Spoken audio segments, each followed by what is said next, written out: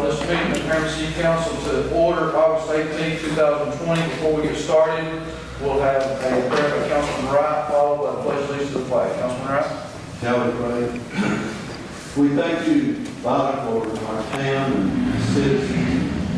Father, thank you for all of you given the time and talents to make our community better. We thank you for all of the personnel who provide the safety and medical support, and ask a special blessing upon them. And Father, may we seek your counsel and wisdom in our lives and strive to be good and faithful servants of our people. Bless our meeting tonight and guide us in our thoughts and our actions. In Christ's name we pray. Amen. Pledge allegiance to the flag of the United States of America and to the republic for which it stands, one nation, under God, indivisible, with liberty and justice for all.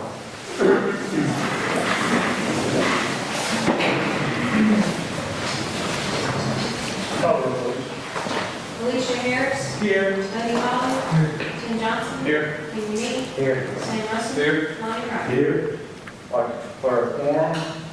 Motion to approve the minutes of the August 4th, 2020 meeting. Motion. I'll second Councilman Russell, second Councilman Johnson. Councilman Russell. Councilman Johnson. Yes, sir. Floor is open for discussion. Call the roll, please. Alicia Harris. Yes. Buddy Holly. Yes. Tim Johnson. Yes. Kenny Me. Yes. Sam Russell. Yes. Lonnie Wright. Yes. Motion carries. Motion to pay the bills. Motion. Motion by Councilman Meade. Second. Second. Councilman Harris. Councilman Meade. Yes, sir. Councilman Harris. Yes. Floor is open for discussion. Call the roll, please. Alicia Harris. Yes. Buddy Holly. Yes. Tim Johnson. Yes. Kenny Me. Yes. Sam Russell. Yes. Lonnie Wright. Yes. Motion carries. This time, if you'd like to address this council, please come to the podium, state your name, and limit your comments to 3 minutes.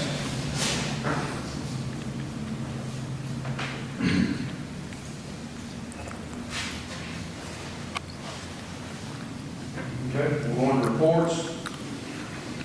Fire department.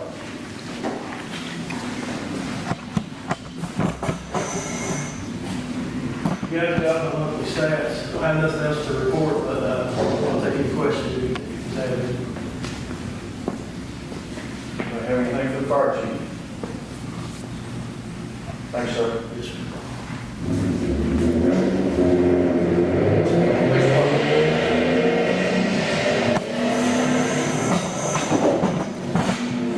Everyone should have received our report for the month of July. I'm happy to answer any questions you have. Do you have anything, police chief? Thanks, sir. This time, we're going to new business. First item, discuss and possibly approve low bid for SUVs for the police department to be purchased from the drug fund. Motion to approve. I'll make a motion. Motion by Councilman Johnson. Second. Second. Second by Councilman Wright. Councilman Johnson. No, sir. Councilman Wright. Motion. Floor is open for discussion. Kevin, will you kind of go over the bids and what Councilman? Yes, sir, and I think the police committee may have discussed this earlier as well, but we had put together a set of bills for bids, we sent those out. There were several different makes and models of vehicles that could meet specifications that we sent out. Make sure that the local dealers had a copy of the bid specs. We also ran a article and had them used so that they would be aware of it as well. And so the bid that we received back was just one from Jerry Duncan Ford. It was for a Ford Edge. We bid it as 2 different options, a 2-wheel drive or a 4-wheel drive, and then an optional towing package. And what we're recommending is the full drive towing package.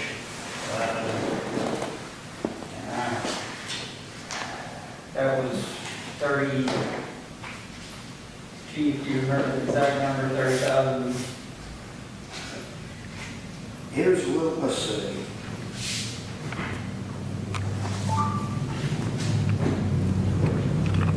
It was $30,102.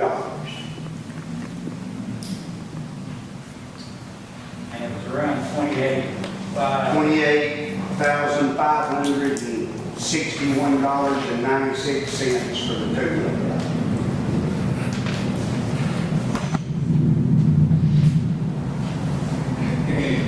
So they're recommending the all-wheel drive, $30,102. Council, have any discussion?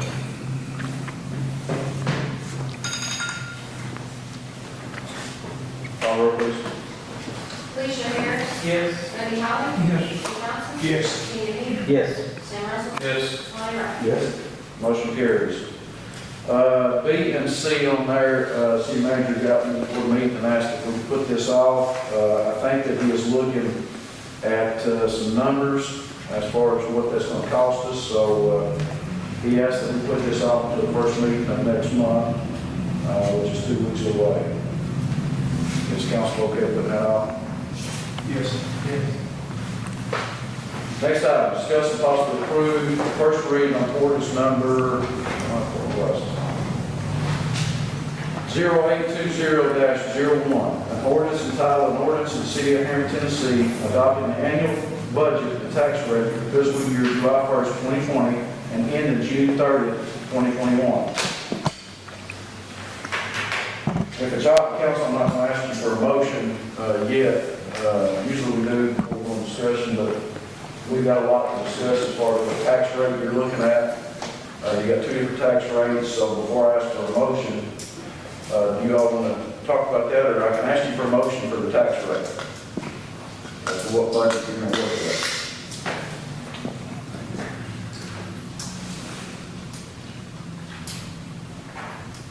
I mean, I'm thinking we should stay with the $1.88.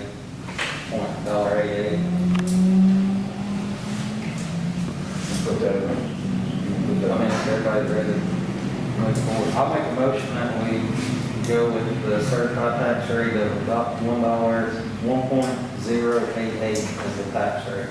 Second. Motion by Councilman Lee, second by Councilman Russell. Councilman Lee. I guess everything Charles got us this up on what the penny of taxes is. It would be roughly, on what he can collect, $120,000 more a year if we went with the higher, if we didn't drop the tax rate when the county did, if I'm understanding that. I can't hear you very well, I haven't asked, but both budgets are balanced. We are using some of the fund balance carryover that we had last year to balance the budget this year. And if you looked at the diagram there, or table, you'll see under the 1.00 certified tax rate, you'll see that we've added unappropriate fund balance spending of $151,521, and we also took it away from fund balance of $151,521.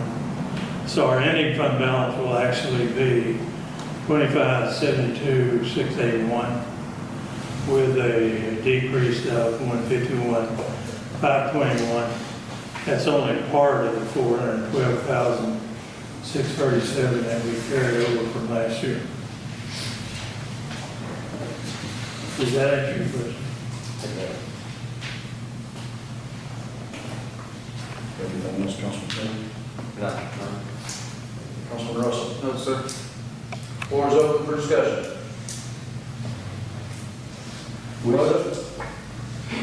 I said, we certainly could use the additional funds, but, Councilman, maybe not about 4 million people are having a pretty difficult time. So I think that what we should do.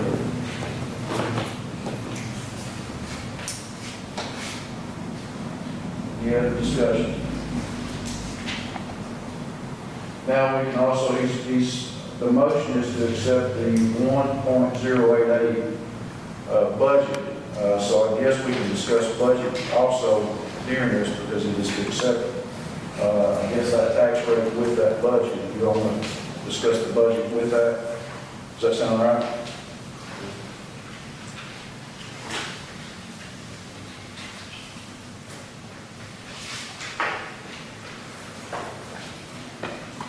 Our previous tax rate is 1.22, so it is decreasing, as we all know, because of the appraisals that came out that went up. So this just gets us in line to where we didn't do a tax, we really didn't lower the taxes, nor did we raise them, we just kept them exactly where they've been, just the numbers have changed.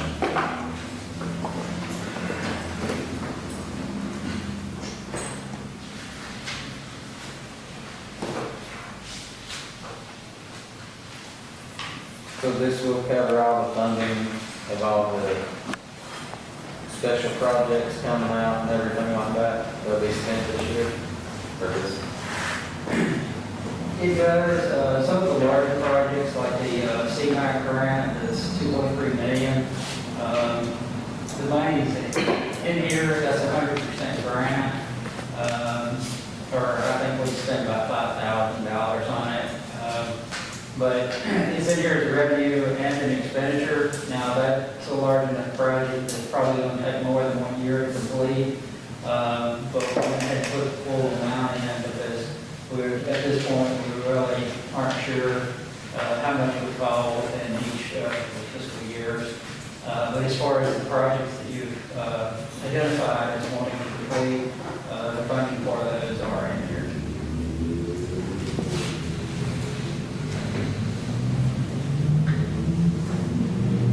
I did meet with the city manager and Dr. Curley Friday to go over the budget to make sure that the grants and things we have are taken care of, and they are in the budget where it doesn't affect us, and to make sure that if everything comes this year like it's supposed to, we're going to be okay. So I think where the numbers are, we're going to be pretty safe. Did you all get, I think I emailed this out to you all, it's the project that you're talking about. Okay. So, yeah, So that's everything included in that?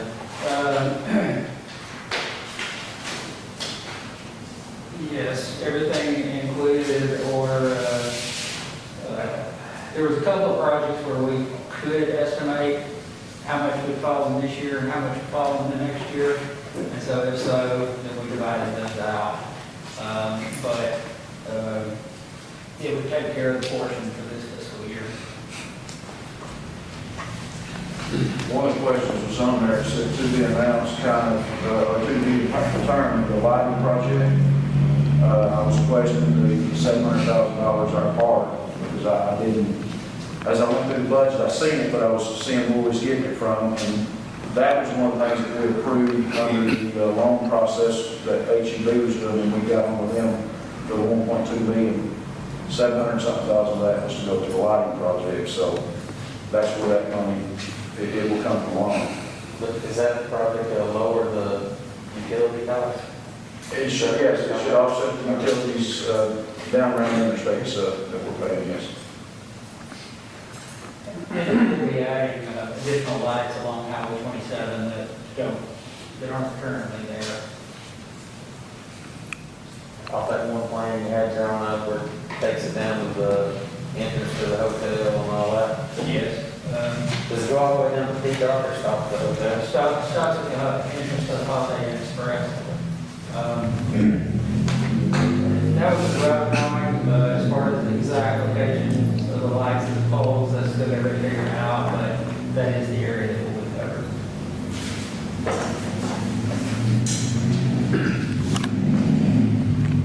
And this includes a raise for the employees across the board. Yes,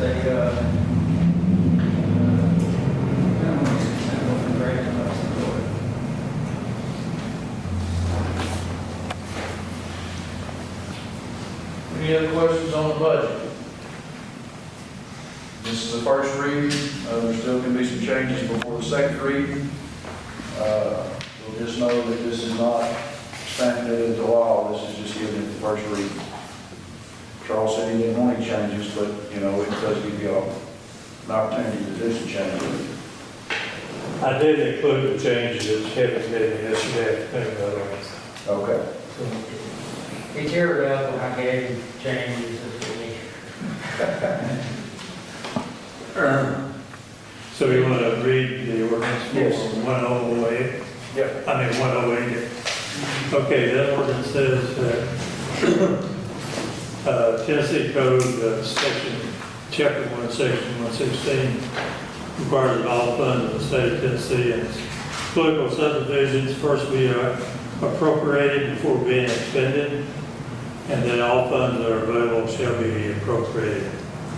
The municipal budget law of 1982 requires the body of each municipality to adopt and operate an annual budget ordinance, presenting a financial plan or at least the information required by the state statute. No municipality may spend monies regardless of the source, except in accordance with the budget ordinance, and that the governing body shall not make any appropriation in excess of estimated available funds. The governing body will publish the annual operating budget and budgetary comparison before second reading of the proposed budget for the prior year actual, current year estimate, and a newspaper of general circulation not less than 10 days prior to the meeting, where the governing body will consider final passage by the budget. Now therefore, be it ordained by the city of Harriman, Tennessee as follows. I will skip reading line item and go to the total for each fund. General fund total available funds are $21,057,722. Debt service fund, $373,468. Drug fund, $50,726. Solid waste management fund, $444,166.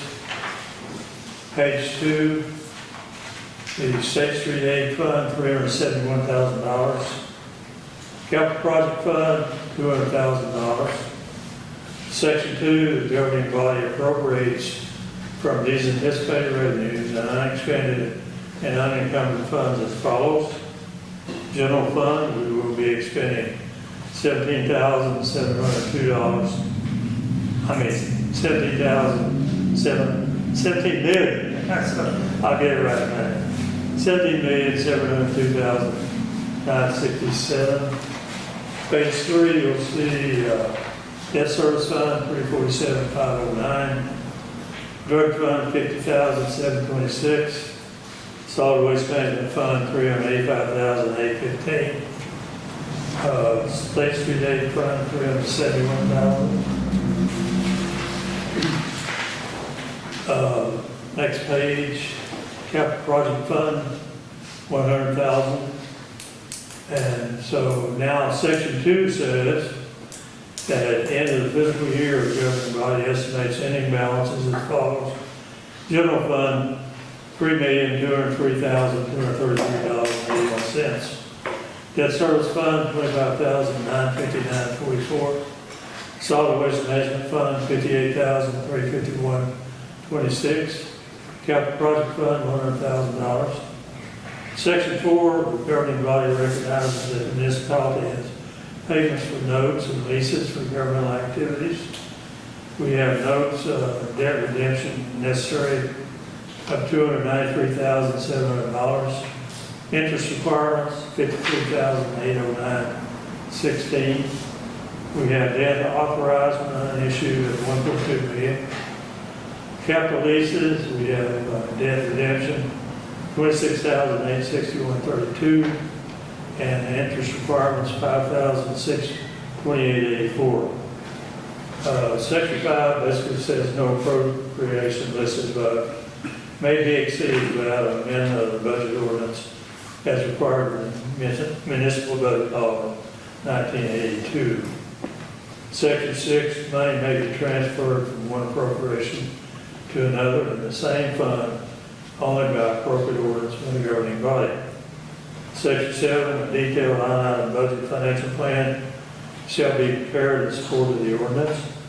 Section 8, if for any reason the budget ordinance is not adopted prior to the beginning of the next fiscal year, the appropriations in this budget ordinance shall become the appropriation to the next fiscal year until the adoption of a new budget. Section 9, there is hereby levied property tax of 1.088 per $100 of assessed value on all real and personal property for purposes of funding municipal services. Until adequate funds have been allocated to meet FY 21 debt payments, property tax shall be prorated as follows. General fund, $0.8482, debt service fund, $0.3718, for a total of $1.0880. On the last page, which is section 10, there's provided a donation to the Henry Stafford Center. We're leaving that same in this ordinance at $50,000, even though they have recently said that they were willing to accept less this year because of the closure of the Stafford Center from use. And so that will probably be a savings for us in that area. Section 11, all unencumbered balances of appropriations remaining at the end of the fiscal year shall lapse and revert to the respective fund balances. Wage and salary adjustments shall take effect retroactively to July 1, 2020, but not prior to second reading and final passage of this ordinance. This ordinance shall take effect July 1, 2020.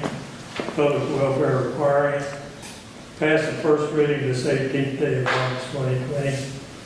Got a line from Wayne Best Mayor and a line attesting by Teresa Beard, City Clerk. Thanks, sir.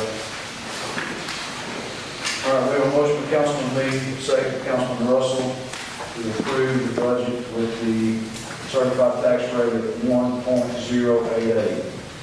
Any other discussion on the budget? I would like to mention on section 10, if we don't end up paying Rome State and hotel motel taxes down, we just got 28%. We gotta remember that's got to be spent toward tourism, even if it doesn't go to Rome State. We'll have to watch that, so we'll stay within our range. And we talked about that Friday, and suggestions from me was we either do advertising on interstate billboards or do something that it goes back into tourism. Thanks, sir. Any other discussion? Call the roll, please. Alicia Harris. Yes. Buddy Holly. Yes. Tim Johnson. Yes. Kenny Me. Yes. Sam Russell. Yes. Lonnie Wright. Yes. Motion carries. Last item on the agenda, discuss and possibly approve site work for splash pad. Then will you kind of explain that for us? Yes, sir. I believe most of you are probably aware of this. It's the dirt preparation which the city is responsible for as part of the construction of the splash pad. We had to hire in some contractors to do part of the work. So this is requesting approval for payment to those contractors. We have an invoice for $8,200. That's for the dirt work itself, leveling, compaction, spreading, etc. We did do a density test the other day, and the results came back good. So the site is ready to be turned over to the contractors as a result of that. We anticipate receiving another invoice of somewhere in the neighborhood of $1,800. And that is from the company that supplied the trucks to haul the dirt to the site. But we have not received that invoice yet. And I don't know if the council wants to go ahead and approve the full project, or if you want to just approve the invoice that we have presently.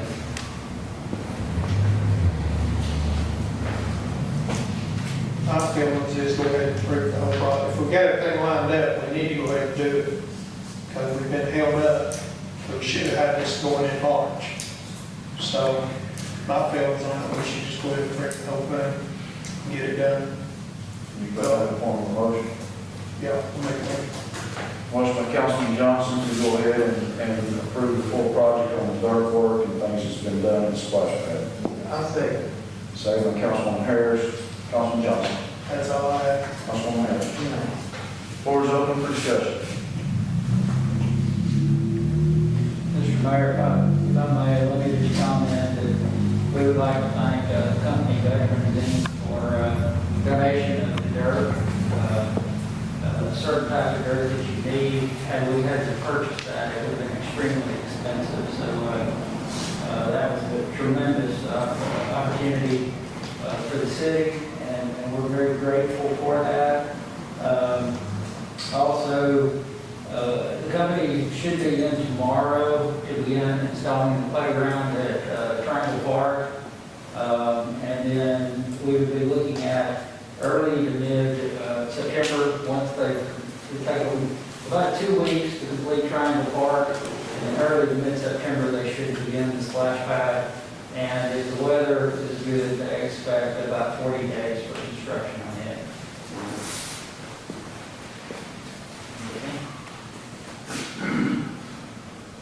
Any other discussion on the splash pad sidewalk? Call roll, please. Alicia Harris. Yes. Buddy Holly. Tim Johnson. Yes. Kenny Me. Yes. Sam Russell. Yes. Lonnie Wright. Yes. Motion carries. Deputy Mayor, anything from the city manager? I just wanted to mention, particularly for any local contractors who may be interested, in case they don't see this in the paper. We do have 3 houses that are going out for bid under the home grant. We already have one that's already been awarded. There is a pre-construction hearing for contractors that will be held on the 27th of this month at 11 a.m. at the city offices. And then the bids are due by and will be opened on the 3rd of September at noon at the city offices. Anybody have anything from the city manager? Thanks, sir. This time we'll hear from council. Councilman Russell. No, sir. Councilman Wright. No. Councilman Meade. Yes, sir. Councilwoman Harris. Yes, I'd just like to say thank you to everyone. This is my last meeting officially as city council, and I have enjoyed this opportunity. I have learned a lot, and you won't see me at the table, but I will be in the seat. So I have enjoyed getting to know everybody, and you'll see me at the table again one day. So, but it's been a great experience, and I've been a resident of Harriman all of my life. I'm proud of Harriman. And you all are doing a grand job, and I just want to be a part of anything else that you all are doing. If you need me, you all have my number, my email, don't hesitate to call. I'm willing to volunteer to do just about anything. So thank you. Thank you. And before I go to Councilman Johnson, it's been our honor and privilege to have you serve up here with us. I know you've been a big help. You've done a great job, and I'm looking forward to when you are sitting back up here and I look forward to working with you in the community. And thank you for all you're doing, not just you. We appreciate it. Councilman Johnson. I just want to say thank you for everything, for your help and service and everything. You've done a great job. That's all I've got. I agree. Don't fill your name tag. Yeah, we're going to take it with us. We're going to just everything, just like Keep everything in. okay. The only thing I've got is, as we all know, school will be starting back tomorrow. So the kids will be getting back. Just pray that they have a safe return and pray for the teachers and everybody that's involved. I'm looking forward to it. I'm looking forward to getting some regularity back into our lives a little bit. Just hope that everybody stays safe and they do good this year. Also want to say that starting July 1, we will be starting a new year with that, which we've already went to July 1, right? September, I guess. September we'll be starting board appointments. So if anybody wants to serve on boards or committees, not just here in the audience, please reach out, be involved in your community. That's the only way to do things is to get involved. And people get mad because sometimes I don't put it out. If I don't know, it's hard to put you on there, but I'd love to put people on there. I want to get people involved and working. We must be a team for Harriman to continue to grow, and teamwork is what we push. So let's anybody that wants to serve, just get in touch with me, get in touch with city manager, department head, anybody, and we'll move forward. Okay? Anything else need to come before this council? And Mayor, we can't shake hands with the leisure because this rights thing, but let's all give her a big hand. She's done it.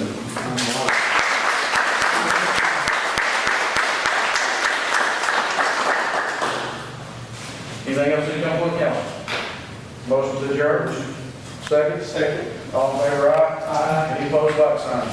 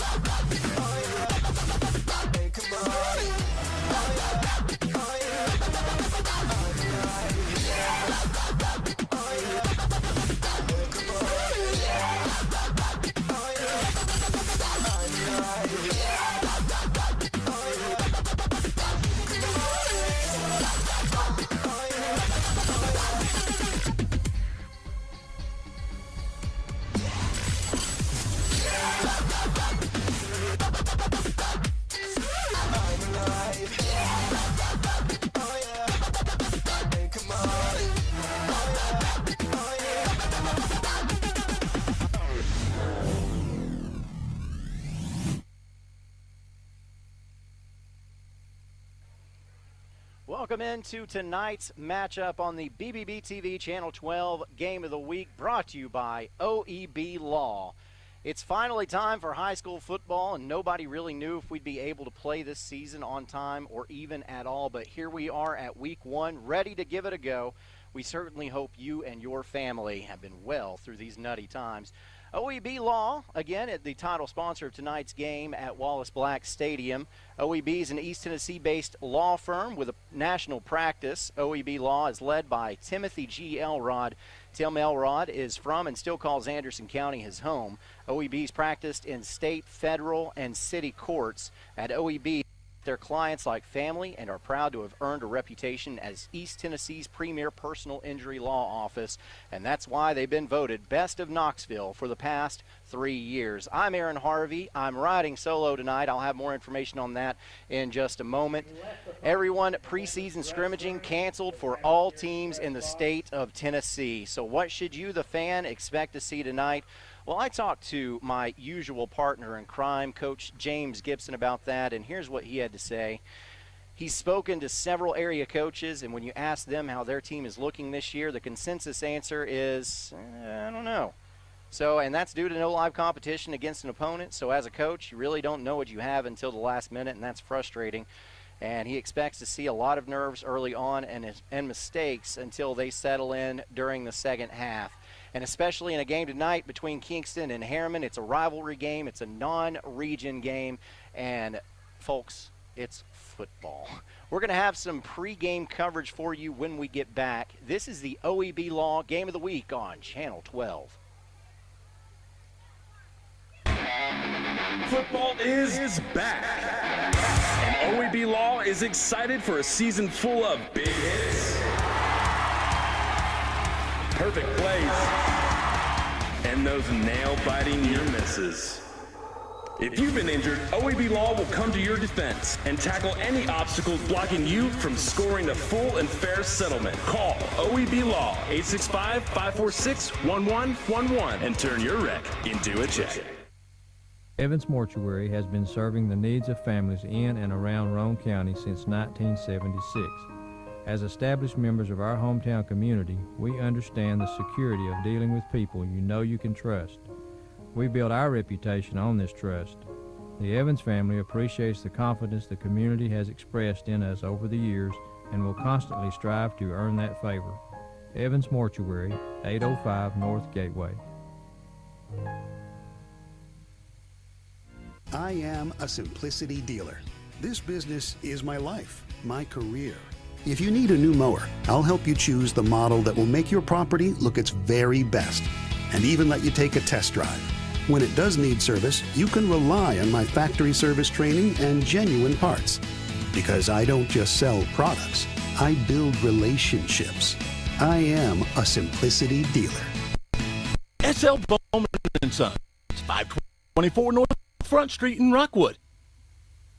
The Harriman Utility Board is committed to providing safe and reliable natural gas service to our customers in Harriman and Roane County through the use of safe operational procedures with trained and knowledgeable personnel.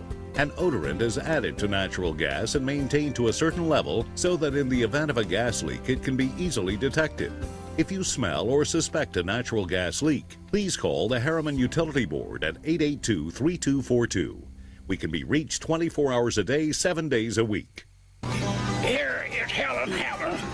Thank you, Mr. Walker. A lot of years have passed since that TV ad. Hammer stores are still offering up-to-the-minute fashions for men and women, famous label outdoor wear and boots, area rugs, and exciting purchases.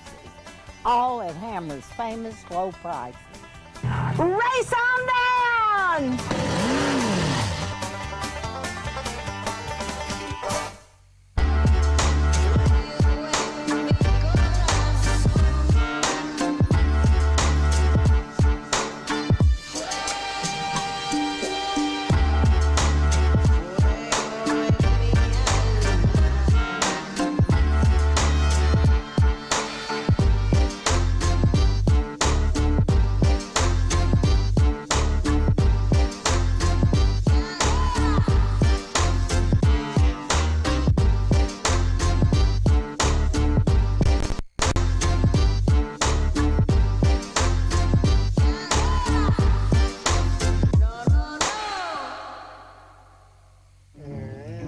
Your grandmother's fine china, those trendy sneakers, your collection of hand-carved duck decoys. Auto Owners protects your home. Because, well, somebody should. That's simple human sense. Ask Griffin Insurance Agency in Kingston if Auto Owners make sense for you. Oh, now you do your job. I gotta go shower. It's laundry night. Dishwasher needs to run. And the Hot Water Wars. A Rinnai tankless water heater gives you an endless supply of hot water for everything you need to do. Feel the comforts of home with natural gas. Natural gas tankless water heaters cost almost 3 times less to operate annually than the electric models. Make the switch today. Rinnai, hot water for all. Hi, I'm Ray Varner, and we are East Tennessee's Ford dealership. We fish and play in these lakes. We explore in these woods. We experience the beauty and thrill of the ride. And we give you more ways to save with our Ford Summer Sales Event, like this new 2020 Ford Escape, new 2020 Ford Edge SEL, new 2020 Ford F-150 4x4 Super Crew. At Ray Varner Ford, we bring family together while providing the attention you deserve, the care you need, and the team you trust. Welcome back into our OEB Law Game of the Week on Channel 12. I am Aaron Harvey, normally joined by the coach, James Gibson. Wish he could be here today.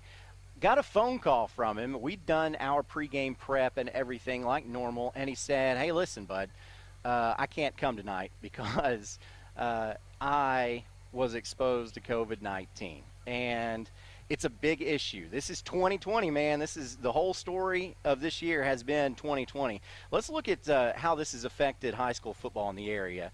All 7-on-7 and preseason scrimmages were forbidden. A player with a positive test or symptoms has to isolate for 10 days and be free of symptoms or fever-free for 24 hours. And all coaches were required to complete online NFHS course related to COVID-19 safety. So everybody wanted to play. We didn't know if we'd be able to. They talked about the governor's mandate, his executive order, whether or not that could play into whether or not we could do high school football. But COVID-19, it's something that has affected the entire nation, and it's affecting people here. Everyone, upon entering the station or entering the stadium, including myself, had to have a temperature check, and the players have to do that on a weekly basis. So it's got a big impact potentially on this football season, and all players are screened once a week. Like I said, anyone with symptoms, coaches or players, required to stay home until given the go from a medical professional. All players have to have temperature checked prior to each practice and game, and it leaves the door open for players and coaches to potentially be dishonest in order to try to help the team. So I spoke to the coach about that, the gamesmanship part of that, and I think we both agree that there's a lot riding on the honesty here. A story about a team being dishonest could be enough to cause an early end to the football season, and nobody wants to see that, and I think everyone understands the gravity of the situation. So we hope that the gamemanship is pure, and we hope that everyone is honest about what's going on here, because we want everybody to be safe, and we want to see a full football season. So let's say that everyone is honest about it, and you see a bunch of variables this season. For instance, you could have a potential impact. You could see players randomly miss games throughout the year, and random players at that. A team's ability to predict and plan will be way more difficult this season than in seasons past. Therefore, teams need to ensure they have concentrated on the depth more so than ever before. And that's a hard thing in high school football when there are limited numbers. So you'll see schools like Harriman, for instance, or some of these other smaller area schools that we cover this year that may have issues if they have a couple players that have to be out because of COVID-19. We've also seen some teams cancel some games early on. We hope we get to see a full season of football, but how will players and teams handle an interruption mid-season where maybe a couple opponents have to forfeit or the TSSAA steps in and postpones the season for a couple weeks? My colleague's opinion is that it would be devastating for a program to miss several games mid-season in normal years, but hey, this is 2020. Like, did you see the movie about the world ending? It was called 2012.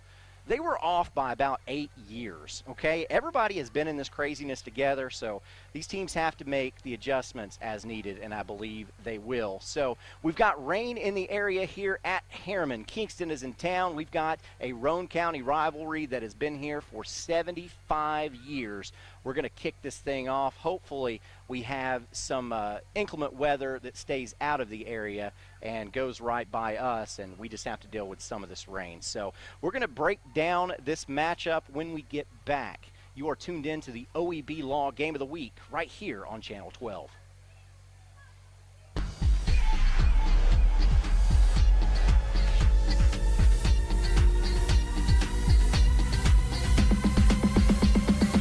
Next is going to be I'm alive.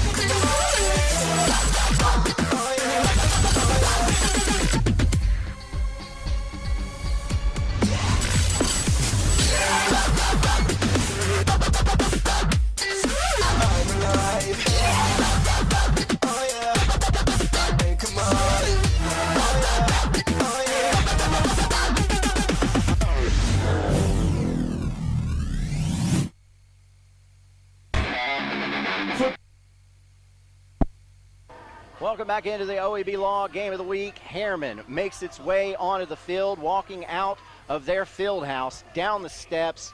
They're getting ready to play some football. This is the OEB Law Game of the Week. OEB turns your wreck into a check. Any wreck, big or small, can turn your life upside down with bills, inconvenience, lost wages, and stress. OEB understands and knows you need a full and fair compensation for those losses and to help you get your life back to normal as soon as possible. Harriman, Kingston. These two teams have played each other 75 times. It is Kingston's longest running rivalry. And this is Coach Travis Tapp's 18th season with Harriman. He's 82 and 105 overall, and against Kingston, he's 2-13. But those 2 wins have come in the past 5 years. Coach Brian Pankey in his 8th season with Kingston, 34 and 42 overall. Against Harriman, he is 3-2. His wins came in 2015, 17, 19. Likewise for Coach Travis Tapp in 16 and 18. Do you see a pattern here? Longest winning streak for Kingston is 21. Longest win streak for Harriman is 11. So the home team has won this matchup every year since this game, this rivalry was brought back in 2015 rather. So will that trend continue tonight as Kingston is the away team? It's Harriman's year to win this thing. They will, however, probably be the underdog. Harriman Kingston, what a run of games that they've given us these last few years. Coach Pankey, as we mentioned, has the upper hand, but the little school that could have a chance to knot that up today with a win. So Kingston's a 3A school with a greater football history than Harriman has. What factors play into the Blue Devils making this a tough series recently? Well, maybe playing Kingston for the first game of the year the last few years has helped Harriman to give Kingston a good fight due to being fresh and not playing the larger Kingston later in the year where maybe they're down in numbers because of injuries. We saw this game last year, and that's about as good as these coaches can do for scouting purposes as well because of COVID-19, as we talked about. So does the ability to scrimmage and scout, does the inability to scrimmage and scout through preseason give either team an advantage? Well, you know, it's a complete unknown. The players will need to get adjusted to game speed quickly, and the team that could possibly do that have a greater chance of winning. Since Harriman is the smaller school and probably expected by a lot of people to lose this game tonight, a couple Kingston mistakes, and you could see Harriman win this game for the 3rd time in 6 years and keep that pattern going. Been a lot of cancellations of non-region games across Tennessee, so there's so many questions up in the air, including the possibility of a shortened season. You got to wonder what's the play here. Do you treat this game, which doesn't matter really, like a scrimmage you missed out on, or do you treat this one as an important region game? I think, and so does my cohort when I talk to him about this, that if you went into the locker room of either of these teams and you asked them how they feel about it, they want to win this thing. They want to win every game. You're not going to just come out and try to get better for the rest of the season. You're going to look and say this is a rivalry game, and you're going to want to win for that Roane County pride. So the Blue Devils will have the football to start this game. Conan Littlefield, the place kicker for Kingston, will kick this one off. Back deep for Harriman is Thomas Brown.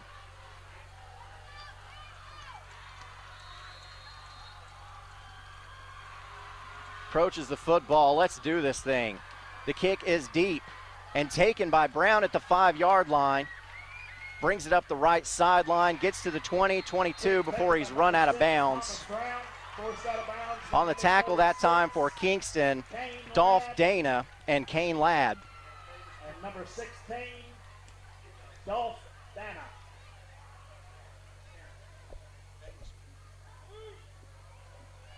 So beginning that game was a Davis Funeral Home kickoff.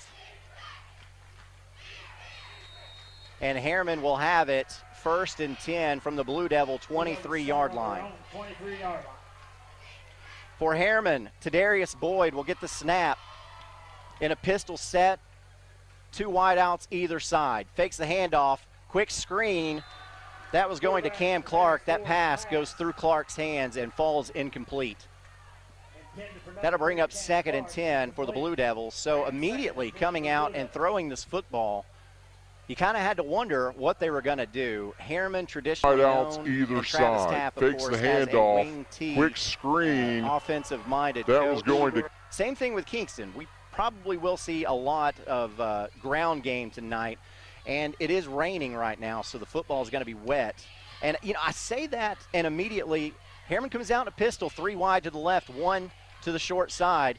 Boyd drops back to pass, has a man wide open. It's Camion Campbell, and Campbell, it falls in his hands and falls incomplete. A missed opportunity there.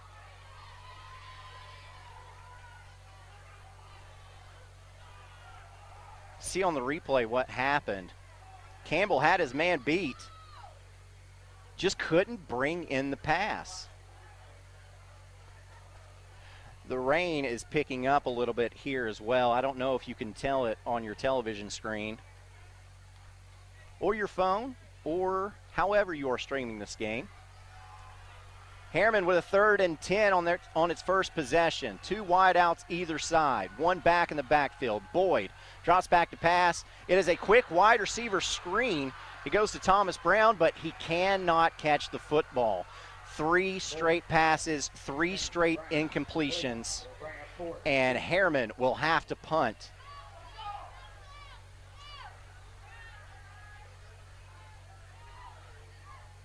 Brown is the kick returner for Harriman and also the punter for this football team. Back deep to receive for Kingston is Isaac Cox.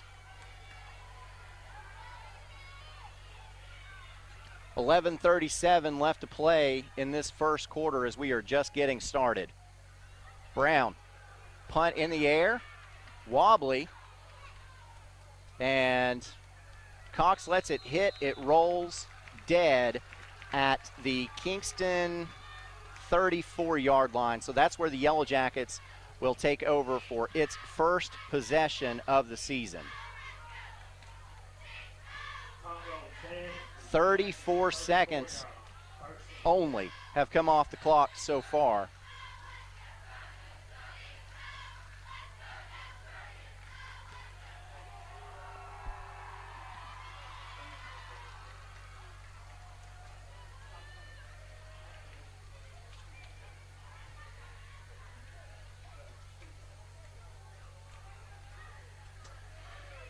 Kingston with its first Hammers first down of the game. Kane Collins, the quarterback, hands off up the middle. That play is stuffed by Harriman's Isaiah Yeager.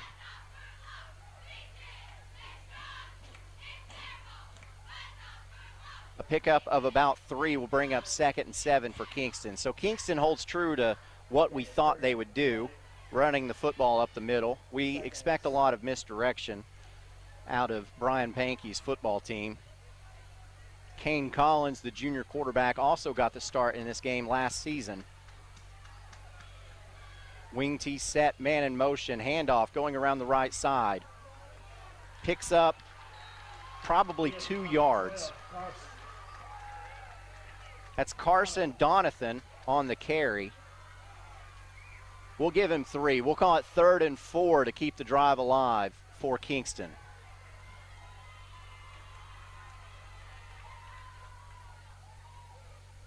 I was looking at the radar to come in today to tonight's game, and we're expecting rain for the next 3 hours. This is going to be a wet one. We'll see how these teams can hold on to the football. Collins now operates in the backfield. Handoff going around the left side, and that goes to Marcus Rose. Rose is a game breaker. He's got lightning speed, but can't get to the marker for the first down. It'll bring up 4th and 1. So we'll see if Kingston wants to chance it this early in the football game. Collins gets the play, comes back in. And Kingston may be looking to capitalize on a hard count here. Or maybe they just have confidence they can pick up a yard. Here's Collins, takes the snap, handoff up the middle. He's short. He's short. That's Landon Diggs. A senior on this football team who Kingston will rely upon all season long cannot pick up the yard to gain, and Harriman will take over on downs.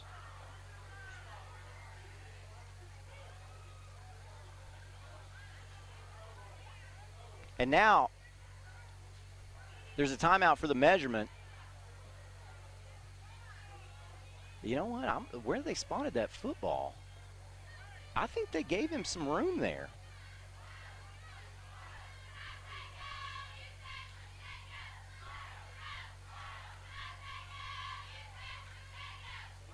Woohoo!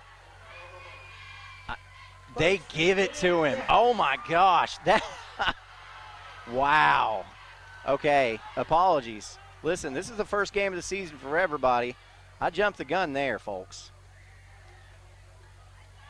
Kingston picks up the Hammers' first down.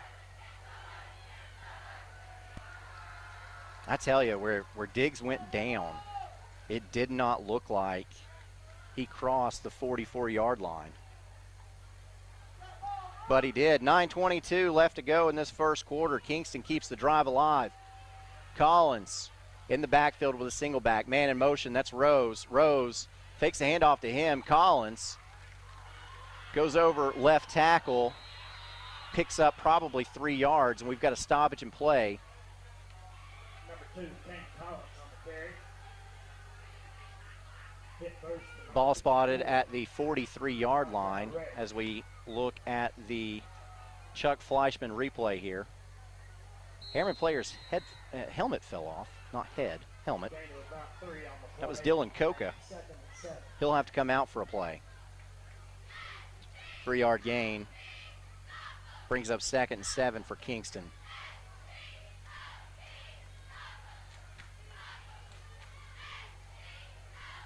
Collins tight set, handoff. Coming up the left side, that's Rose. Got a lot of running room, runs into his own man, crosses midfield, and crosses the 45 of Harriman up to about the 43. And that's going to be enough for a Hammers first down. Tackled by number 55, Abram Dotson. Rose is a game changer. First and 10, Kingston. I honestly expect him to make the corner a couple times this game and pick up big-time gains. Collins brings his team back up to the line of scrimmage. Hammers 1st and 10. Handoff this time. Going over right guard. Picking up a lot of yardage is Carson Donathan. And there's a flag on the play. That's going to be a face mask and is going to tack on another 15 yards. Or 5 yards. Let's see what they call it. Personal foul, face mask against the Blue Devils. Penalty be added on to the end of the run. So I think Donathan had the first down anyway. They probably would have had to have come out and measured it again. But now, definitely, Donathan has the Hammers 1st and 10.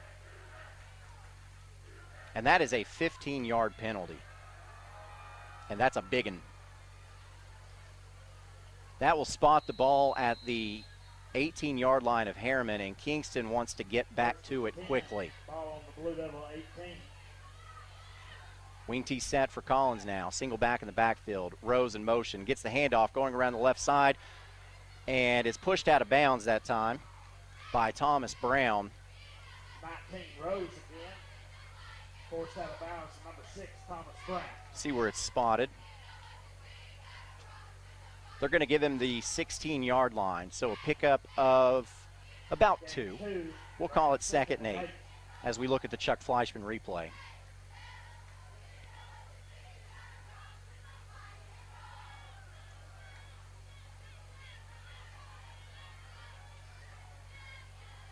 Collins in that wing T set once again. Man in motion. And here is the handoff, and big yardage this time for Donathan. Gets inside the 5-yard line. That'll be enough for a Hammers 1st and goal. And the rain is falling even harder now, which is a replay of last year's game as well, as it was a wet one. Ball on about the 5-yard line.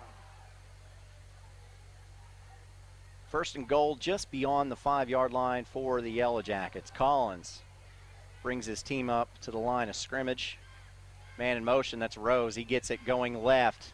Makes a man miss, has one man to beat, does. Touchdown, Kingston. 19, Marcus Rose on the carry. So Kingston on its first possession, just 4 minutes and 23 seconds into this game, put 6 on the board, and they lead this one. As we see on the Chuck Fleischman replay, Rose just would not be brought down and walks into the end zone when it was all said and done. For the Yellow Jackets, here's an extra point attempt. The kick is up. It's good. 7-0 Yellow Jackets in this rivalry game to start the season on a rainy Friday night. You're tuned in to the OEB Law Game of the Week.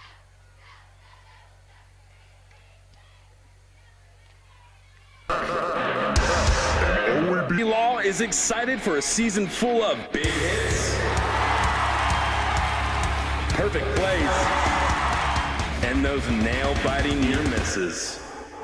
If you've been injured, OEB Law will come to your defense and tackle any obstacles blocking you from scoring a full and fair settlement. Call OEB Law 865-546-1111 and turn your wreck into a check.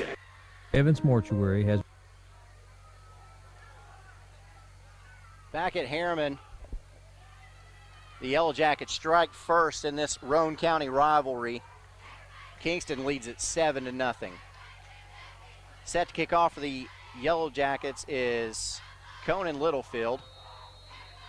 Littlefield, just a freshman. Thomas Brown deep to receive.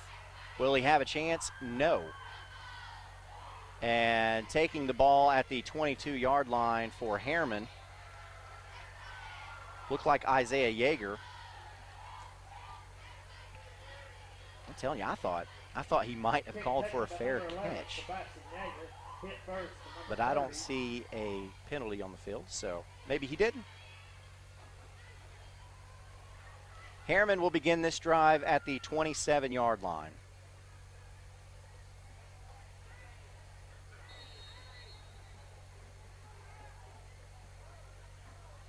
Hammers 1st and 10 for the Blue Devils. This is their second possession. First possession came out and threw the football 3 straight times. We got a whistle. What we got? Timeout. Timeout, Harriman. So Coach Travis Tapp wants to talk about it. 7-0 Kingston here in Harriman. Evans Mortuary has been serving the needs of families in and around Roane County since 1976. As established members of our hometown community, we understand the security of dealing with people you know you can trust. We build our reputation on this trust. The Evans family appreciates the confidence the community has expressed in us over the years and will constantly strive to earn that favor. Evans Mortuary, 805 North Gateway.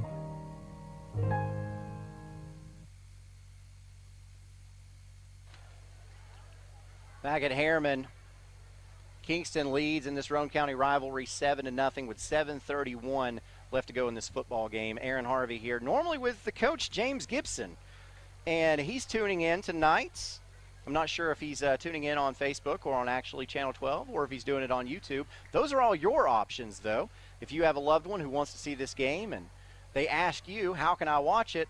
Well, BBB Communications on Facebook. Also search for the YouTube channel or pull up Channel 12 on your Comcast in 3 different counties, Roane, Anderson, and Morgan.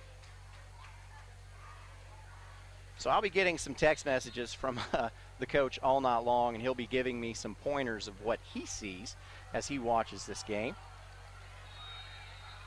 So here we go. After the timeout, Hammers 1st and 10 for the Blue Devils. Handoff goes up the middle, and some running room. I believe that'll be enough for another Hammers first down, as on the carry for Harriman is Travis Frazier. Handoff goes up the middle and some running room, and that's the first down of the game for Harriman. We thought maybe they would run the football coming straight out into this game, especially with the rain falling. They chose not to. I guess they were trying to catch everyone off guard. Had 3 pretty well executed plays in which receivers couldn't come down with the football, and they had to punt. 3 wideouts to the right this time for Boyd. Boyd, handoff again to Frazier. This time, nothing. Met up the middle by big Javar Ashford, a senior on this Kingston football team. Ball is going to be spotted exactly where it was just a moment ago, bringing up 2nd and 10.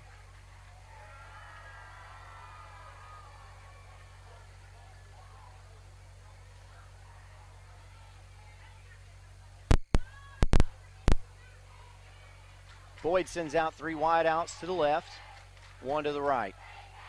He's going to throw the football again, lets it fly, and this pass is dropped as well. This time it's Cam Clark. I think that is the 4th receiver Boyd has tried to hit, and that is the 4th receiver who couldn't come down with the football.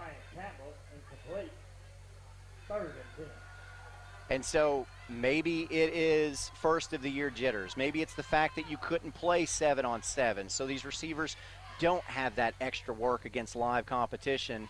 But so far, the passing game, not a friend to these Harriman Blue Devils. Twin sets now. Boyd takes the snap, looks back, just going to throw it to his man out of the outfield. And that play is stopped after a pickup of 5. It's Nasir Stokes. And that's going to bring up 4th and 5 for Harriman, which is going to have to punt this football away. But finally, Boyd has a complete pass. And so maybe Harriman will be able to build upon that in the next couple of possessions. Back deep to receive for Kingston is Isaac Cox. Thomas Brown is the punter. We have a flag on the play.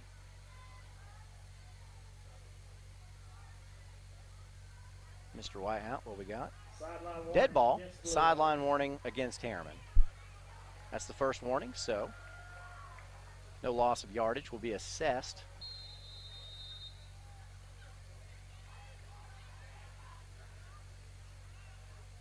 Brown can't cleanly get the snap. He's going to have to run for his life. Finally gets it off somehow, and Cox is just going to let it die. And the ball is down at the 33-yard line. Not a good punt, but because it didn't go very far, I guess Cox didn't feel comfortable catching that, as he knew he had Blue Devils running right for him. And so Kingston will try to tack on another one on this Hammers 1st and 10. 5:33 left to go in this first quarter. Kane Collins does not throw the football a lot out of this offense as we look at the Chuck Fleischman replay briefly. Somehow Brown got that off. Collins on a reverse and not getting much, ran into a lot of disabled vehicles. And that was Marcus Rose on the carry again. As we see the Chuck Fleischman replay, he just runs out of room. There are people lying everywhere, and he can't get through. Still picked up 4 yards, however, so 2nd and 6 is what the Yellow Jackets will be faced with. Clock runs 5 minutes. I was trying to say, Kingston will not throw the football much, but let me tell you, this kid at quarterback has an arm. He can throw it. Handoff up the middle. Pickup of about 3. And that is Landon Diggs. Bring up 3rd and 3. And Kingston is completely fine with picking up a couple of yards. That's what they want to do. Ball control, clock control, wear that defense of Harriman down.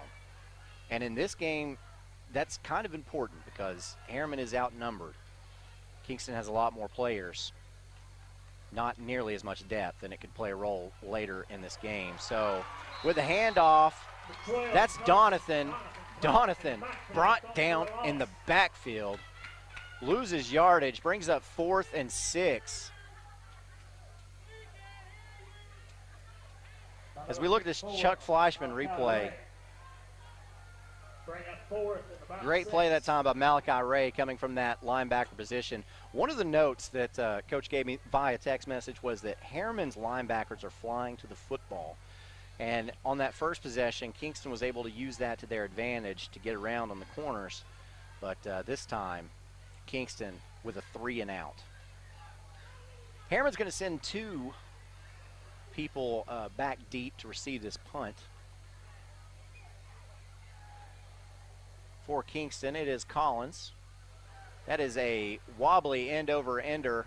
Lands at the 37-yard line and takes a great Kingston bounce before rolling out of bounds. Ball's going to be spotted at the 29-yard line, and that's where Harriman will have the Hammers 1st and 10. 3:05 left to go in the first quarter. This will be Harriman's 3rd possession. If you're just joining us, their first possession, 3 passes, all incomplete, 3 and out. Second possession, picked up 1 first down on the ground and tried throwing the football again. Another drop.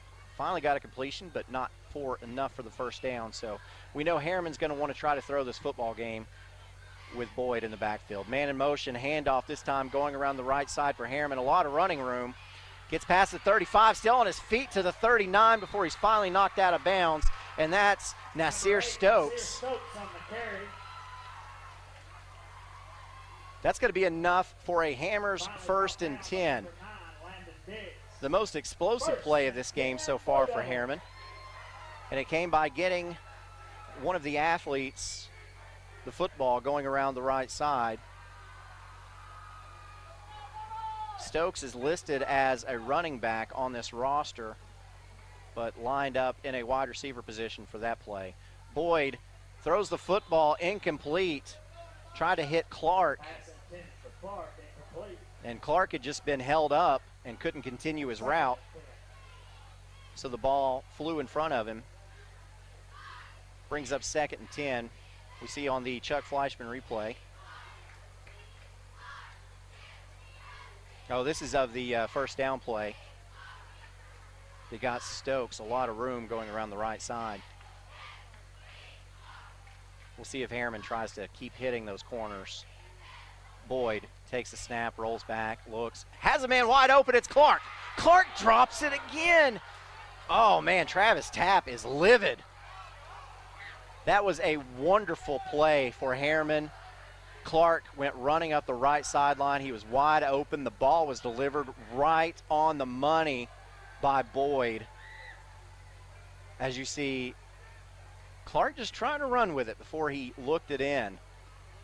And you see Travis Tapp on the sidelines. Oh, boy. Oh, boy. And again, these Harriman receivers struggle to catch the football. But again, let's add some context to that. Normally, these teams have 7-on-7 workouts that they take part in. Not able to do that this year because of COVID-19. And now, Coach Travis Tapp wants to talk to his team. 2:30 left to go in the first quarter. Kingston leads it 7-0 on our OEB Law Game of the Week. This business is my life, my career.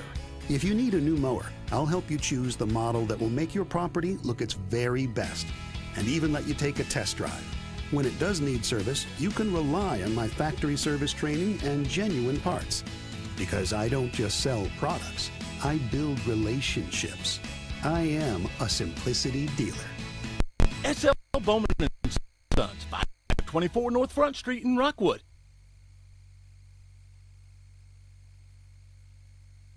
Back to our OEB Law Game of the Week, streaming on BBB TV, Channel 12, on Comcast, also on YouTube and on Facebook. Tell your friends about us, BBB Communications, both places. Search us up. Kingston, Harriman, a 75-year-long rivalry, a big one. Normally draws a huge crowd, but yeah, the stadium is limited to so many seats because of COVID-19, so we are where we are. We hope that you're able to tune in and enjoy this one. The rain is falling on this Friday night. The temperature feels great, though. 2:30 left to go in this one. Kingston has struck first. Harriman trying to keep this drive alive on 3rd and 10. Boyd drops back to pass. Delivers another one going up the right sideline. This pass is caught. This one goes to Thomas Brown. And finally, Harriman can breathe a sigh of relief because a receiver didn't drop a football. Got to have 6 or 7 Boyd drops in this game. Look at this on this Chuck Fleischman replay. Just a straight go up the sideline, and Brown was able to get some separation and come down with that football. Huge play for Harriman. Brings up the Hammers 1st and 10 as the Blue Devils enter Kingston territory. 2 wide receivers either side for Boyd, 1 in motion, handoff. This is Frazier going up the right side, gets it across the 30 before coming out of bounds, and that actually was Stokes on the carry. Number 8, Stokes. Looked like a number 1 from where I'm standing. It was not. So Stokes knocked out of bounds.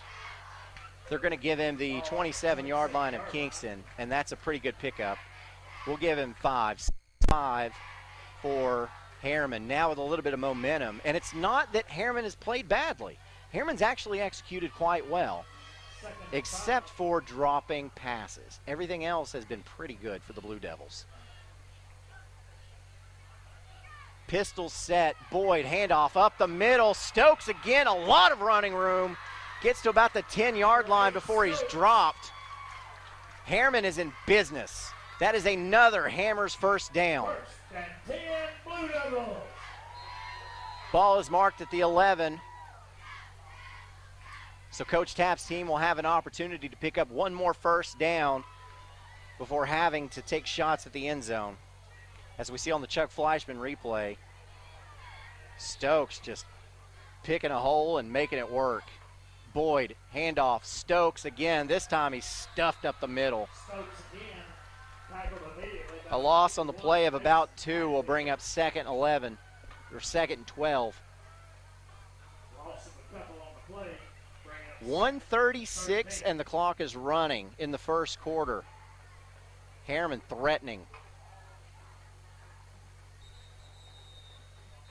And we've got a stoppage in play. I think Coach Pankey wants to talk to his team. Timeout Kingston. The Yellow Jackets going to try to put up a defensive stand here with 1:24 left to go in the first quarter on your OEB Law Game of the Week.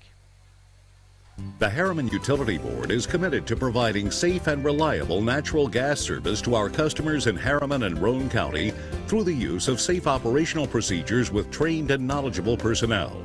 An odorant is added to natural gas and maintained to a certain level so that in the event of a gas leak, it can be easily detected. If you smell or suspect a natural gas leak, please call the Harriman Utility Board at 882-3242. We can be reached 24 hours a day, 7 days a week.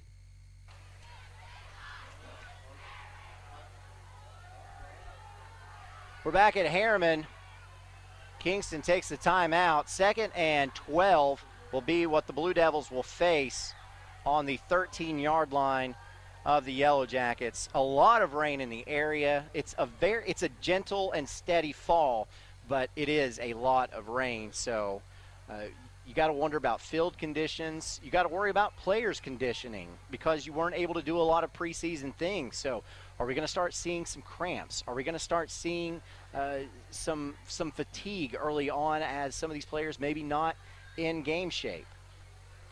We'll look at those factors as we get further into this football game. But right now, Harriman looking to take advantage of this wonderful drive they have going on. 3 wide receivers to the right. Boyd takes the snap, looks left all the way. He's got a man there. Pass is caught. Touchdown, Harriman.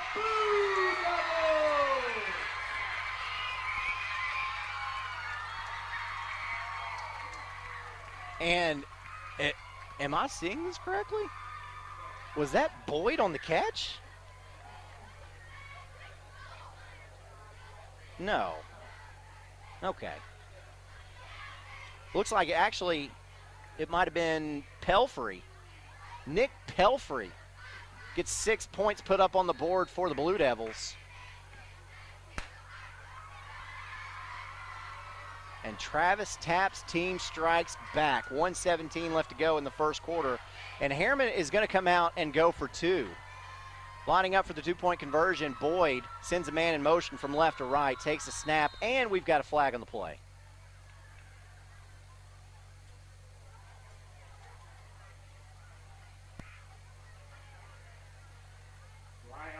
Dead ball. False start on Harriman. When you're making connections as well as Harriman is through the air right now, Tadarius Boyd has been money all game long. Losing 5 yards is really not that big of a deal. As you see, Harriman players trying to get this Harriman crowd, the ones who were led into this ball game, up and loud. Most of that noise coming from a Harriman student section. They're pumped up. So actually a 5-yard penalty, you would think if Harriman's going to throw the football, would give the wide receivers more room to work. Let's see, Boyd under tremendous pressure, and he's going to be sacked. Getting to him that time is Mason Hatfield. The two-point conversion has failed, and Harriman still trails this one but cuts the gap 7-6 with 1:17 left to go in the first quarter.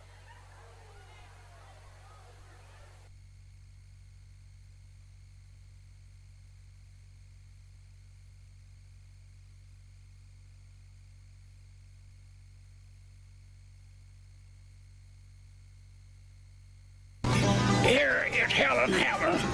Thank you, Mr. Walker. A lot of years have passed since that TV ad. Hammer stores are still offering up-to-the-minute fashions for men and women, famous label outdoor wear and boots, area rugs, and exciting purchases. All at Hammer's famous low prices. Race on down!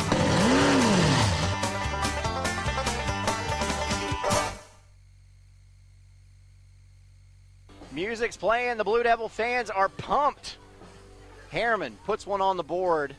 Now trails this game 7-6. You are tuned into the OEB Law Game of the Week, and OEB donates $1,000 in a check each week during our Friday night football games to a high school club and student that best exemplifies school spirit. We certainly thank OEB Law for that, and we thank them for being a title sponsor for us and allows us to be on the air. So, lining up for a Davis Funeral Home kickoff is Harriman. Back deep to receive for Kingston is Marcus Rose and Isaac Cox. Set to kick off for Harriman is Nick Pelfrey. Here's the kick. Not a bad one. End over ender, taken at the 30-yard line. Looks like it's Webb, Cooper Webb, and Webb finds some running room up through a wedge to get it to the 42-yard line of Kingston. And on this Hammers 1st and 10, the Yellow Jackets will have wonderful field position. 1:08 left to go in this first quarter. We've been playing for about 35 minutes. It's been a little bit longer of a first quarter than I expected. We have some weather in the area that is more than rain, and we hope that it stays away from us so that we can keep this game on the air and keep these kids playing football, because Lord knows they've had a stressful time to get here. Kane Collins brings his team out. This time, he's going to line up with two wide receivers on either side and hand the football off to a man in motion. That's Marcus Rose, and Rose is tripped up and maybe gets to the line of scrimmage to make it a 2nd and 10, as we see on the Chuck Fleischman replay.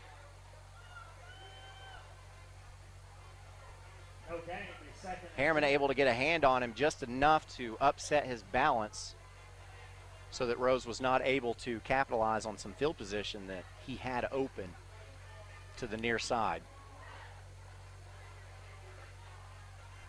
This time Kingston comes out in their wing tee look. Kind of. It looks like a single wing.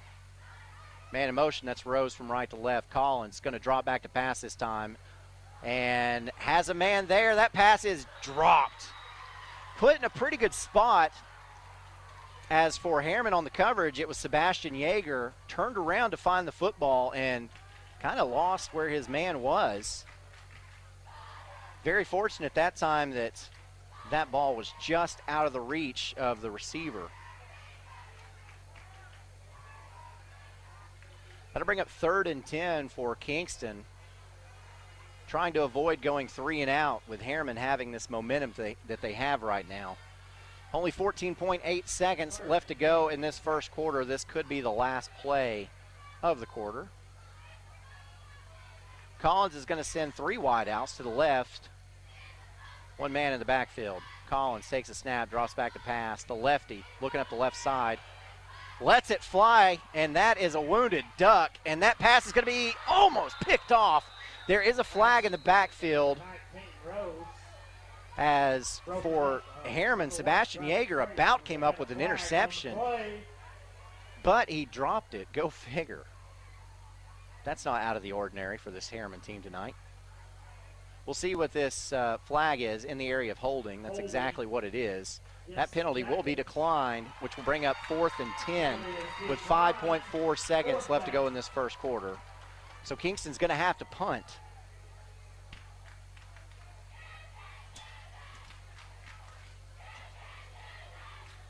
Kane Collins, the starting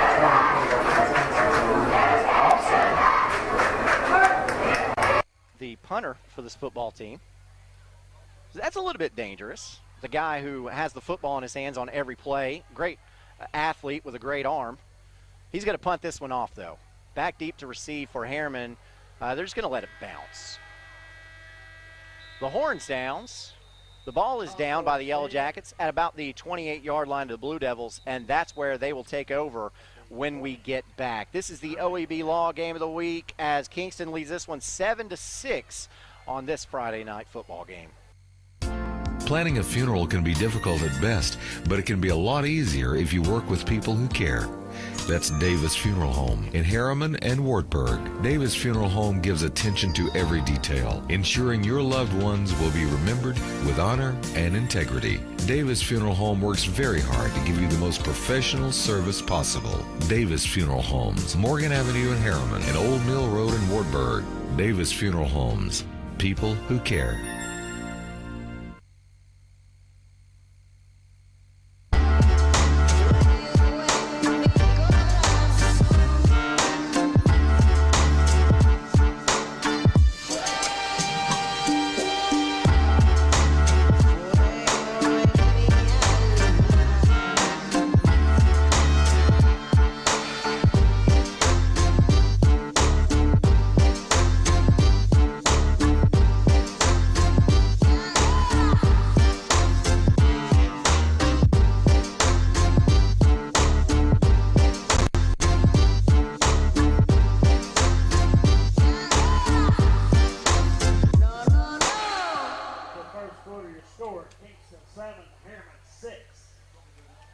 So coming back from break, let me tell you what happened.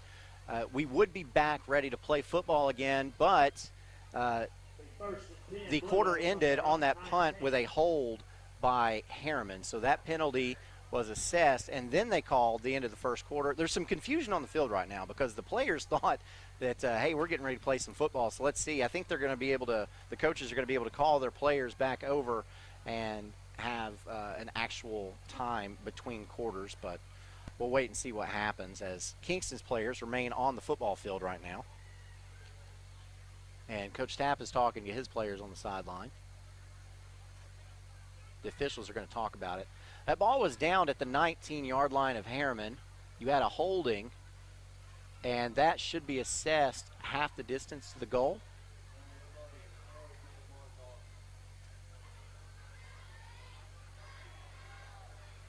In fact, that penalty has already been marked off. And I guess we're ready to play football again. So to start the second quarter, Harriman has a Hammers 1st and 10 at the Blue Devil 19-yard line, trailing this game 7-6. Found the end zone on the last drive. Let's see what they do here. As Boyd, with a hard count, able to draw Kingston off sides. Bad ball, encroachment.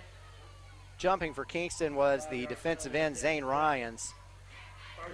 And so Kingston gets 10 of those yards back.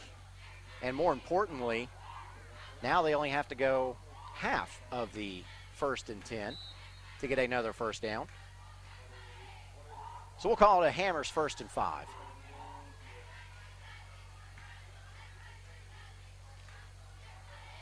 Tadarius Boyd brings his team to the line of scrimmage, pistol set, 2 wide receivers either side. Drops back to pass, going to let it fly up the left sideline, and almost picked off, almost caught, as on the coverage it was Cooper Webb and Nick Pelfrey trying to receive that football for Harriman. Both players touched it, but ultimately it falls incomplete to bring up 2nd and 5.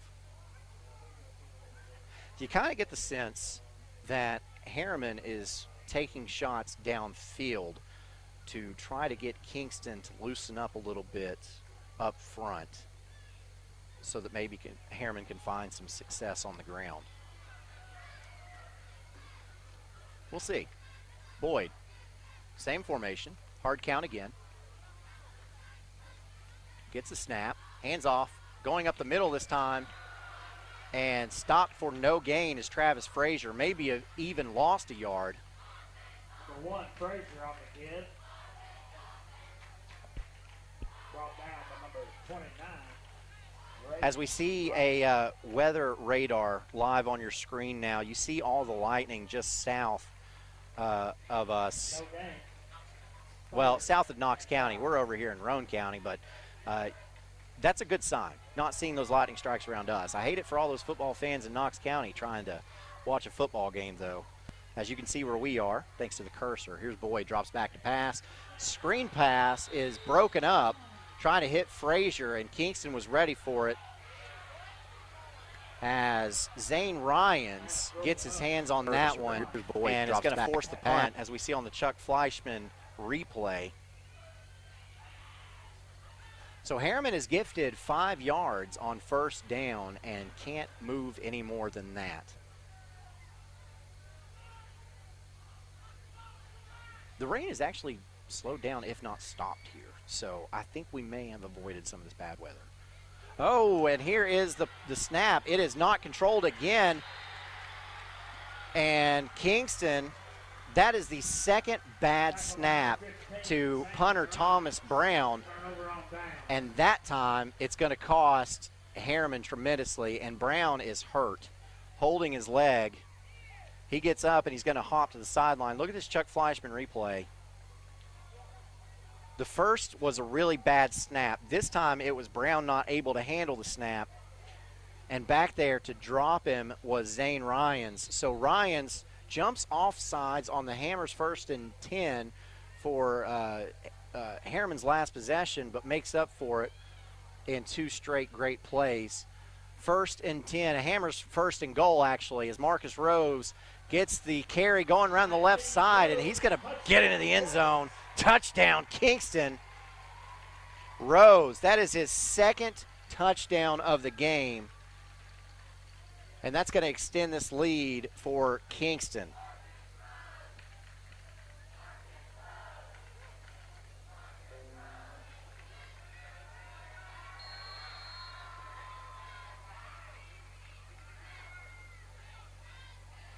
Look at this Chuck Fleischman replay.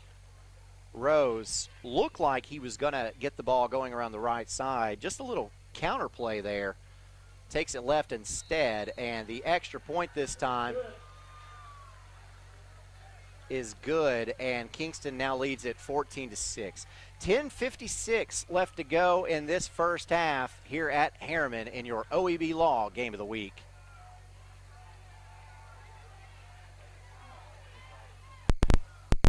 Thank you. China, those trendy sneakers, your collection of hand-carved duck decoys. Auto Owners protects your home. Because, well, somebody should. That's simple human sense.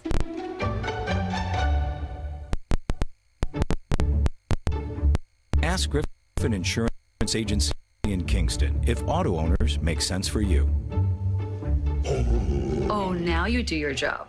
OEB Law was founded on the principle that everyone deserves to be treated fairly, because sometimes big corporations and insurance companies take advantage of the very people they're supposed to protect. When that happens, we step in and leverage all of our experiences and resources to fight for justice so families can take back control of their lives. When you get injured, call OEB Law. 546 Off is deep and taken by Brown. Gets it at about the 8-yard line, trying to find some running room. Makes a couple men miss. Changes direction, going up the right side, and you're going to have a block in the back, which is going to negate this long return by Thomas Brown. A great return, though. But you see them yellow hankies. That's going to be a block in the back, which is going to be a 15-yard penalty assessed from the spot of the foul. That's unfortunate for Harriman. Was going to get really good field position.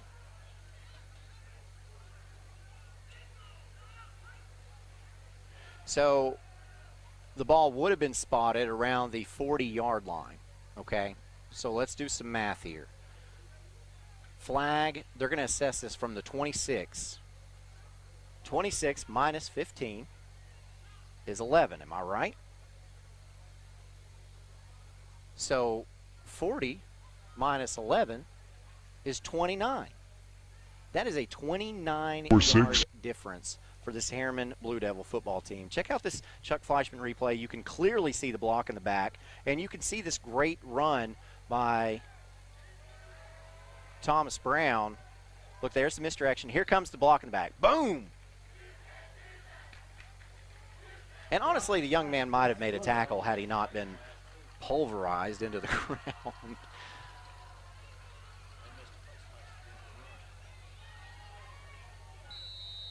So that'll bring up a Hammers 1st and 10.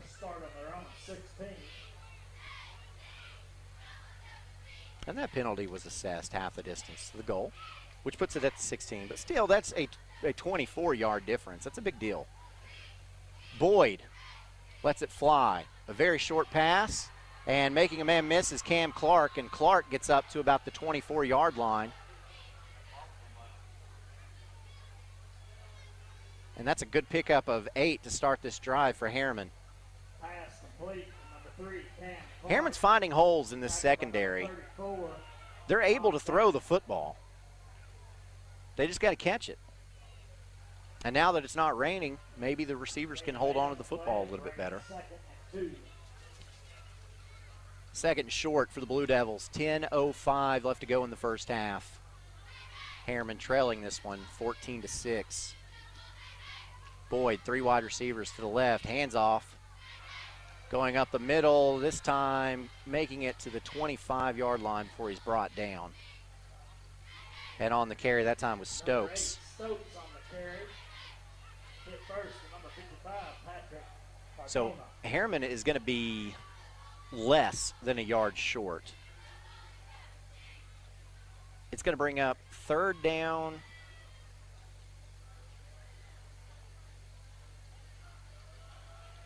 Really, maybe a foot.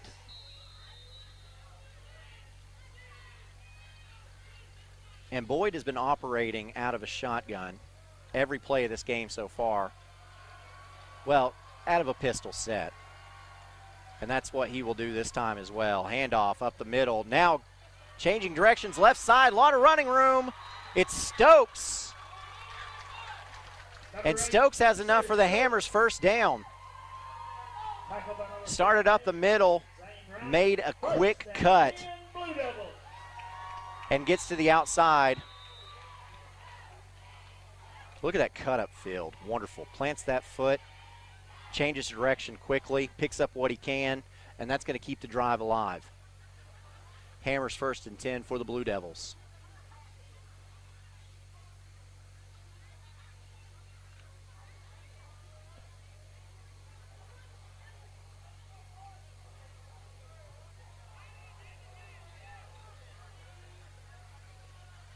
Boyd, handoff.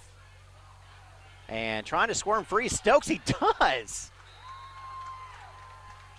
Number 8, Stokes. Wow.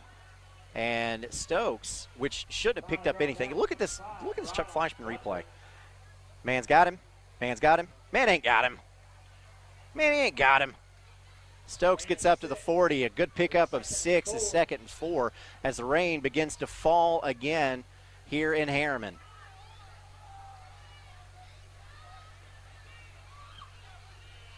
Boyd in a shotgun, 2 wide receivers either side, rolls to his right. Boy, this rain is picking up. Has a man there, the pass is complete. That's going to be Cam Clark, and enough for another Hammers 1st and 10. You have to wonder, as now, I don't think you've been able to see the rain on the screen this entire time that it has rained, but now these droplets are big, and so that's a lot of rain. It's going to hurt the visibility of the players. So you're not going to be able to see as well if you're one of these receivers. You're not going to be able to see as well if you are the quarterback trying to find a wide receiver. So we'll see if that changes the game plan for Harriman just a little bit. Blue Devils pumped right now. Hammers 1st and 10. Ball spotted at the Blue Devil 49. Handoff going around the left side. And that's Stokes again. Stokes gets across midfield to the Yellow Jacket 48-yard line. Pickup of 3 will bring up 2nd and 7. Number 8, Stokes again. Tackle made by number 9. And I think the rain is starting to fall even harder now.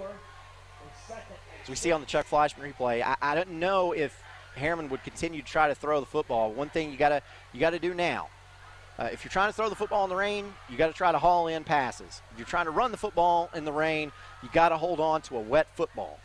So we'll see if both of these teams are able to control the football under these conditions.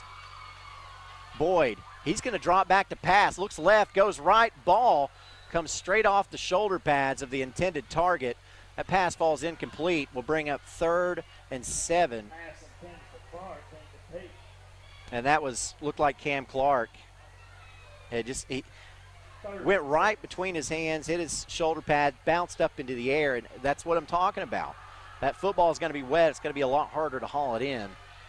6:41 left to go in the half.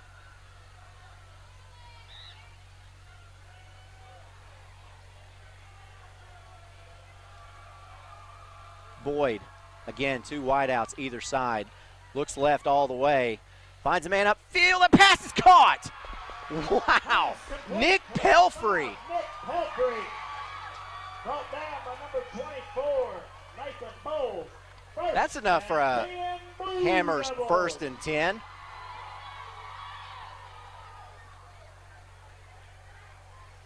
And Boyd was looking left the entire way, and wow, that ball was on the money. Boyd, no wonder Coach Tapp wants to throw the football as much.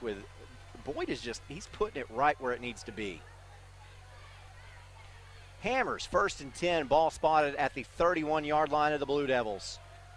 Man in motion this time, doesn't get it, fakes the handoff, and instead gives it to the back. It's Stokes. Stokes gets it to about the 30-yard line. Pickup of 1 will bring up 2nd and 9.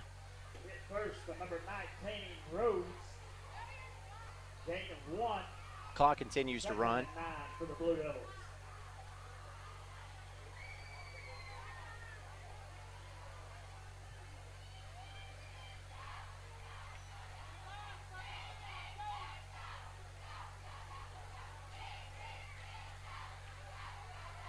Pass play just then picked up about 16 yards. See what they do on 2nd and long. Boyd drops back to pass, looking left the entire way, lets it fly. That pass is intercepted but out of bounds, so it falls incomplete. Will bring up 3rd and 9. And again, this was like last time. Boyd drops back, he's looking left the entire way, and this time Marcus Rose, coming from a safety position, he wasn't about to let a big gainer happen again. He was ready for that one. I got to say, though, that ball went out of bounds. That's probably Boyd's first pass that's been off target all night. We've got a stoppage in play. Coach Pankey wants a timeout. Kingston's going to talk about it, leading this game 14-6 in our OEB Law Game of the Week.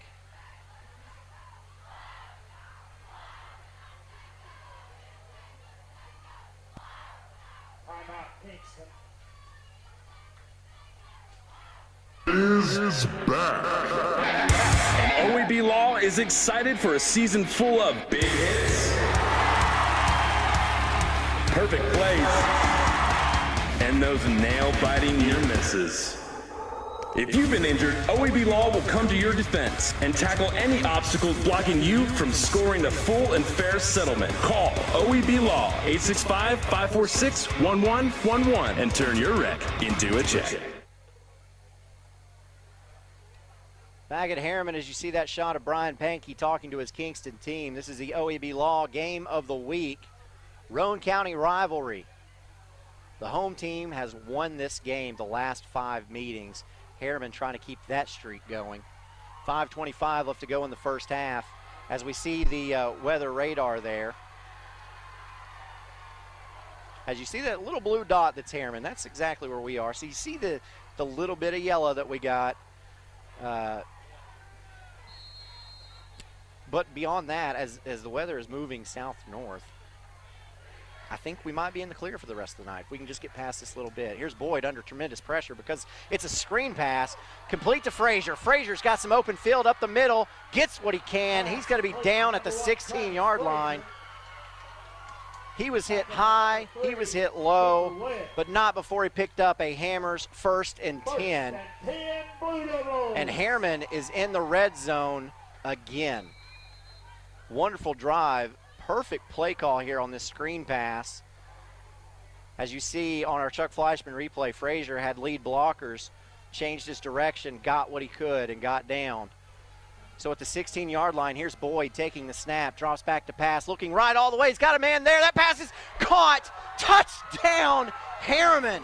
This time, it's Thomas Brown. And the Blue Devils put another one on the board. And if last touchdown was any indication of what to expect here, Harriman will go for 2. They want to call a timeout to talk about this one. So they're going to take some time, draw up the right play for this 2-point conversion, try to tie this one up with 4:55 left to go in the first half of your OEB Law Game of the Week.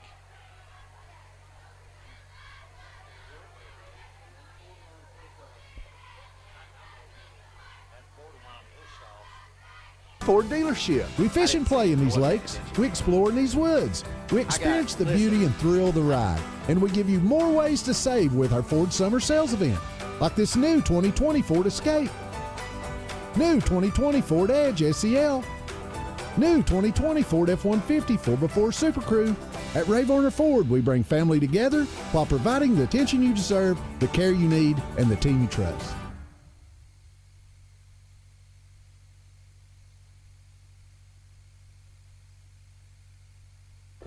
We are back at Harriman. The Blue Devils just punched it in with 4:55 left to go in the first half, and they are a 2-point conversion away from tying this ball game up. Kingston scored first. Harriman answered. Kingston scored again. Harriman answered. So we've got a tight one here, which is what we expected as the first game of the season kicks off with this rivalry that Roane County has seen 75 times. So Boyd's got wideouts, 2 on either side, drops back to pass. He's looking right, now looks over the middle. That pass is almost picked off. Falls incomplete, and so the 2-point conversion try fails. And so Harriman continues to trail this game by a score of 14-12. Hey, OEB Law, their clients are essential to them, so while other businesses were shutting down because of COVID-19, OEB Law took the necessary precautions in order to safely remain open and available for their clients and community. They social distanced themselves while in and around the office. They used hand sanitizer and put out dispensers stationed at doorways. Face masks were handmade, provided by Tim Elrod's mother. They utilized Facebook Live to let the community know that they were there for them. OEB Law, the community's very thankful for them. We are as well, as they sponsor our high school football games, along with a few other sponsors that we're very happy and proud of. Harriman Utility Board, Evans Mortuary, S.L. Bowman & Sons, Griffin Insurance, and Oak Ridge Utility District. And, of course, it wouldn't be complete without our kickoff sponsor, Davis Funeral Homes.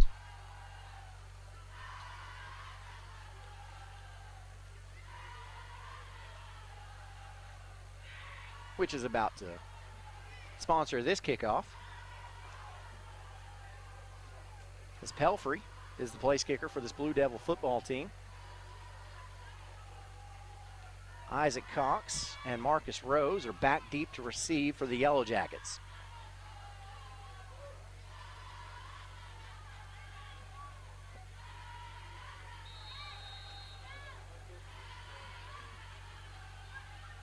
Pelfrey's kick is low and wobbly, and we've got a stoppage in play. There's a flag. Looks like it's going to be offsides on Harriman, just based on where it is, or maybe it's a delay of game. Dead ball, false start. So we'll back it up 5 yards and have a Davis Funeral Home kickoff from the 35-yard line.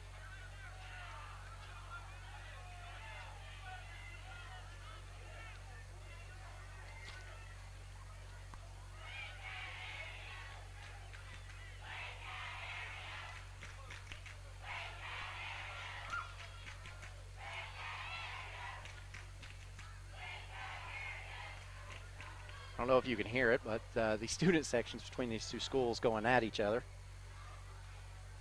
As the Harriman student section screaming at them, "We can't hear you." Always nice to see the students going at each other. It's all in good fun. So our Davis Funeral Home kickoff happening from 35 this time. Pelfrey lines it up. Lets it go, and this one is going to be a kind of a squibber going up the left side and picking it up for Kingston and picking up a few yards is Cooper Webb. And Kingston's going to have magnificent field position to start this drive. 4:48 left to go, and the Yellow Jackets will take over at the 49-yard line.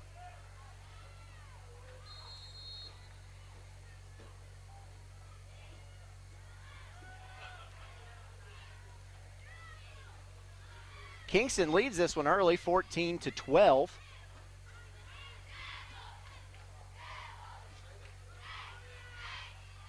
Rain's calmed down a little bit, which I think all of these players and fans will appreciate. Still coming down a little bit, though. Collins on a keeper, has his fullback as a lead blocker. Didn't help much, though, as Collins picks up about 1.5 yards. We'll call it 2nd and 8. Keeps the clock running. Gains a couple for 2nd and 8.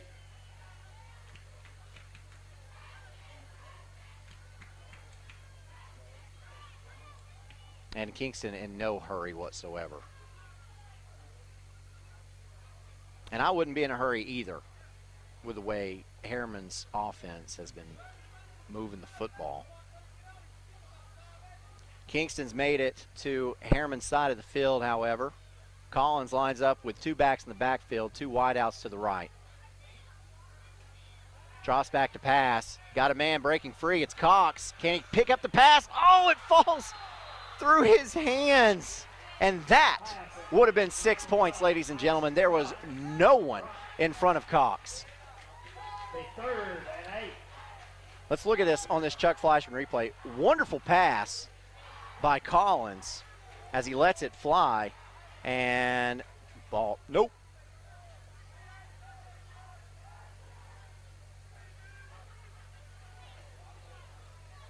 Missed opportunity there for the Yellow Jackets. They don't throw it much, but when they do, they've got a quarterback that knows how to air it out. 3rd and 9. 3:54 left to go in the first half. Harriman looking for a stop so they can try to punch one in again before the half closes.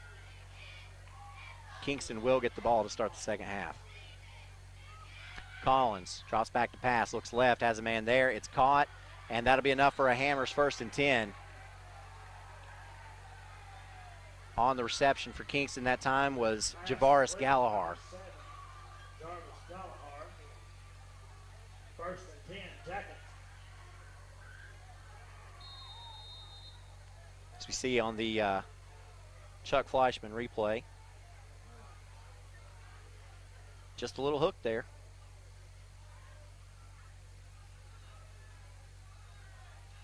So Kingston keeps the drive alive. Tight formation now. Wing T set. Collins. Looked like a fullback dive all the way up the middle, but the ball is free. Trouble on the play. And Kingston is able to recover it. Very fortunate that time for the Yellow Jackets. The exchange that time between Collins and his fullback was not great. As we see right there, Collins tried pulling it out at the last second. 3 minutes to go in the first half.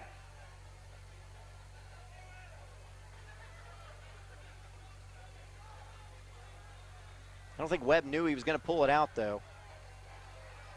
And Kingston very fortunate. Here's Collins finding some running room around the left side. Picks up about 7 yards, and that'll be enough for a Hammers 1st and 10.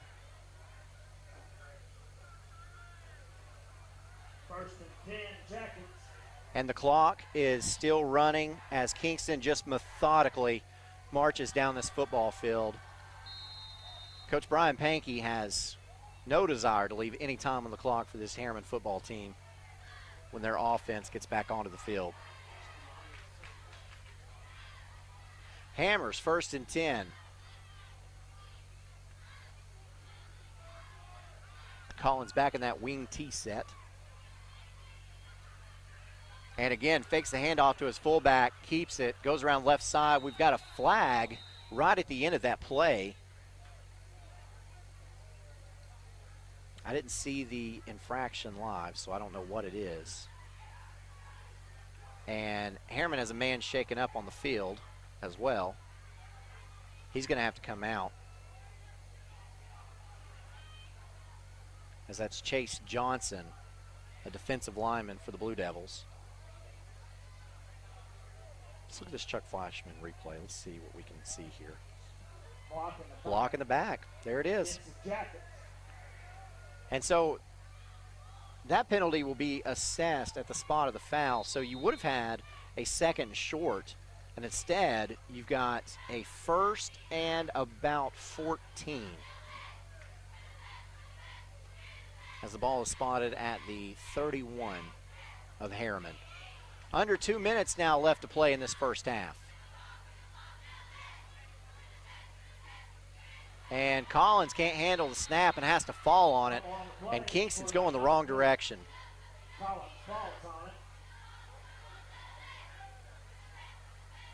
Another loss in the play. That'll spot the football. They're going to give him the 35-yard line. Has to make the 18. And now Harriman wants to use its last timeout of the half with 1:29 left to go in this first half. So Blue Devils stopping that clock. Kingston leads at 14-12 in your OAB Law Game of the Week. I gotta go shower. It's laundry night. Dishwasher needs to run. And the hot water wars. A Renai tankless water heater gives you an endless supply of hot water for everything you need to do. Feel the comforts of home with natural gas. Natural gas tankless water heaters cost almost 3 times less to operate annually than the electric models. Make the switch today.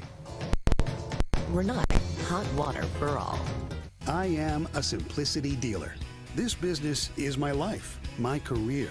If you need a new mower, I'll help you choose the model that will make your property look its very best, and even let you take a test drive. When it does need service, you can rely on my factory service training and genuine parts. Because I don't just sell products, I build relationships. I am a Simplicity dealer. SL Bowman and Sons, 524 North Front Street in Rockwood. Back at Harriman, just 1.5 minutes to play in this first half. Kingston has it about 2nd and 17 out of the timeout. Harriman burned its last timeout to stop the clock. Collins, tight set. He's going to roll, look. Now he's being pressured, rolls to his left. He's got some open field, and he takes off with it, and he is forced out of bounds after a pickup of 3. And that's going to stop the clock, which Harriman's pretty happy about. And we have a flag on play. It's tight step, and that's going to be at the 45-yard line of Kingston. Wow, that's going to be a hold. And where that is, that's 10 yards behind the line of scrimmage. And so you tack on another 10 yards for that penalty, and that's a 20 yard. I mean, it's not officially in the stat book a 20-yard penalty, but that's a 20-yard punishment on this Kingston football team, and that's going to place the football at the Kingston 45-yard line. The line to make for a first down is the 18-yard line of Harriman. It's third and 27. Correct, second. So second and 27 for Kingston. Clock still running, 60 seconds left to go in this first half. Collins on a nice nifty reverse to Rose. Rose runs into trouble though, and he's dropped by Nasir Stokes. Give him the 49 and not much more than that. Tackled by number 8, Nasir Stokes. It's third and long. I'm doing some math to myself here. If Kingston's got to get to the 18-yard line and they're at the Kingston 49, yeah, you're looking at 33 yards. Let's call it third and 33. Threes across the board. 15 seconds left to go in the half. I don't even know if Kingston will run another play. Well, look, they just make me look dumb. Collins rolls to his left under pressure by Stokes and just falls, and that's going to run the timeout, and that's going to end the first half. And that was a loss of about 6 yards. Kingston lost a bunch, a lot of net negative yards on that drive. Doesn't matter, they've got the lead going into halftime. They'll get the football when we come out to start the second half. Kingston leads in this Roane County rivalry 14-12 on your OAB Law Game of the Week.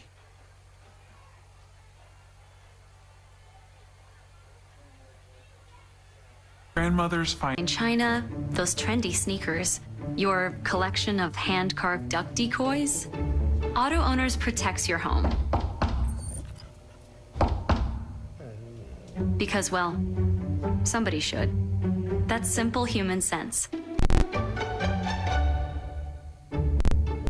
Ask Griffin Insurance Agency in Kingston if auto owners make sense for you. Oh, now you do your job.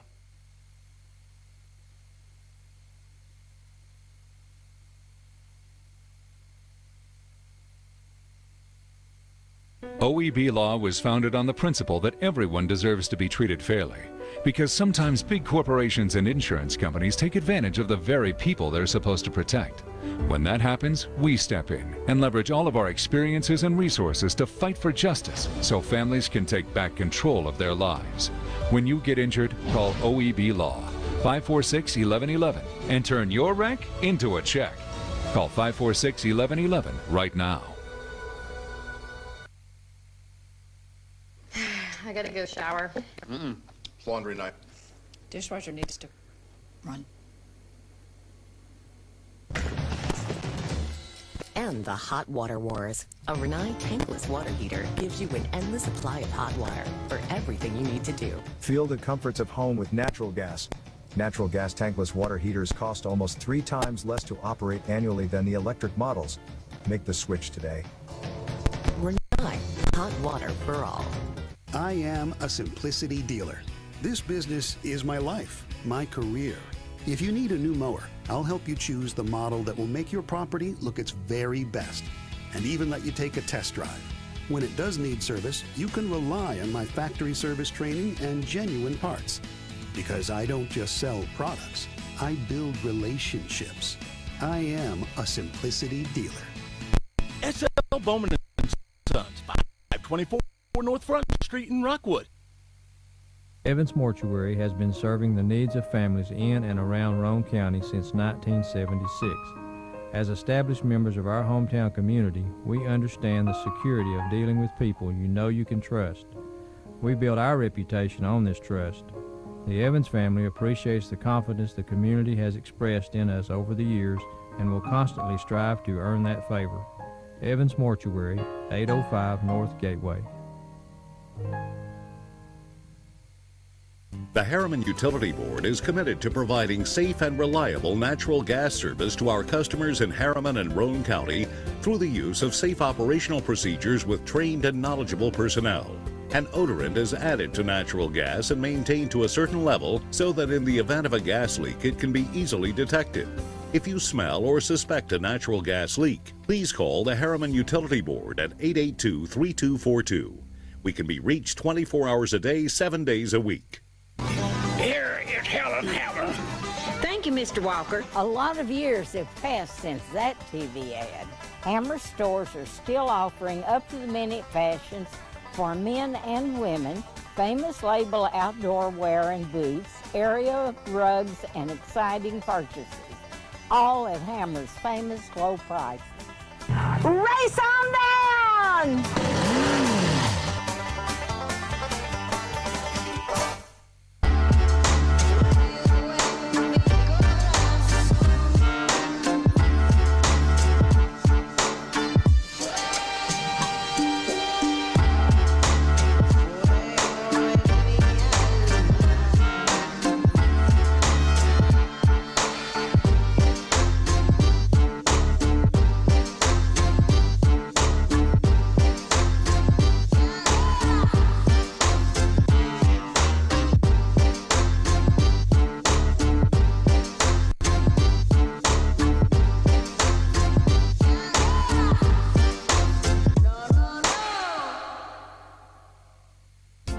Planning a funeral can be difficult at best, but it can be a lot easier if you work with people who care.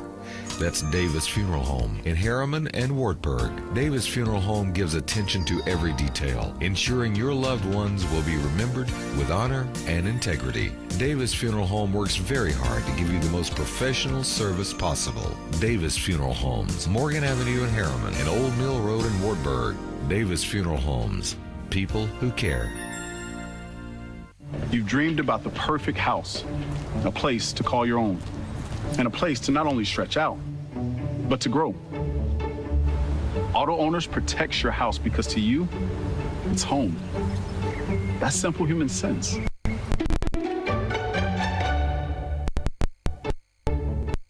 Ask Griffin Insurance Agency in Kingston if auto owners make sense for you. Happy to help, man. I was just over there talking to myself anyway. Fortunate for Harriman, was going to get really good field position. Welcome back to Harriman for this Roane County rivalry. At halftime, Kingston leads the Blue Devils 14-12. And you know what? It just kind of stinks, folks. Like, this COVID thing is just, it's really throwing a wrench in everybody's plans. I wanted to see a packed house tonight for this football game, which normally you have in this rivalry. And unfortunately, seating was limited. So we've got quite a bit of fans here, but we don't have near as many as we would have had COVID-19 not been bearing down our necks. Normally, also, at halftime, we get to see Roane County bands perform. We get to see all bands perform, but the Roane County band specifically, they take a lot of pride in what they do. Very great bands that we have here in the Roane County high schools, and they're not allowed on the field. Yeah, COVID, I don't like you very much. And normally, I'm not up here trying to do this by myself. I've got the coach, James Gibson, along with me. And today he found out that he had been around someone COVID positive. So he is doing the right thing, quarantining. He did the right thing, called us and told us so that he didn't potentially expose us if he did end up with it. So he had to go get that awful test done today. So, you know, a lot of things are different. And I know a lot of these teams that none of these teams actually got to do any preseason scrimmages, no 7-on-7s like normal. A lot of teams across the area trying to figure it out tonight on the fly. And let's go ahead and try to give you some of these live scores as I check for them. You know, and a lot of games on delay right now. We just found out about 13 seconds ago via Five-Star Preps that Hardin Valley sending fans back out after another big lightning strike. So Oak Ridge, Hardin Valley, they were hoping to get the game kicked off at 9. That's a very late start, and now they're going to have to wait 30 more minutes as 13 seconds ago a lightning strike. We've been very fortunate here at Wallace Black Field as we haven't come under a delay yet, and looking at the radar, I don't believe we will. I believe we made it through it, so that's good. So, looking for some scores for you at halftime. Lenore City leads over Heritage 7-6. It is, see what I can find for you. DCA is leading Silverdale 14-6. Winding down the first half, Anderson County, big lead over Clinton, 41-7. As that Anderson County offense is cooking again this season. CAK Daniel Boone tied at 14 at the half. Let's see. Trying very quickly to give you some of these scores. Knox Central's up on Cleveland 16-3 at the half. Elizabethton up on Science Hill 16-6. That one is almost halftime. Coalfield up on Wartburg 26-0 at the half. Greenback trails Loudon 21-0 at the end of the first quarter. That's a big surprise.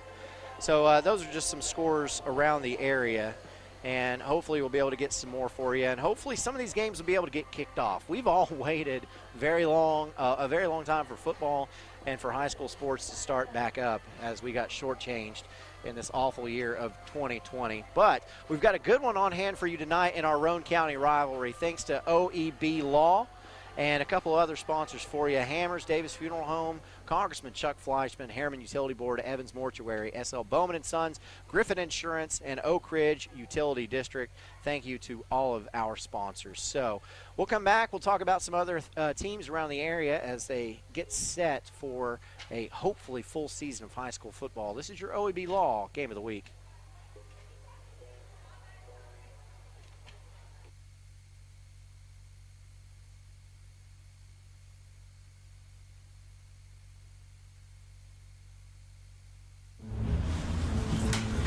You won this year's chili cook-off. Our girls played in the softball finals last spring. You're not just another policyholder to us. We remember your name. Hi, Cheryl. He remembered my name. Because it's your name. That's simple human sense. Ask Griffin Insurance Agency in Kingston if auto owners make sense for you.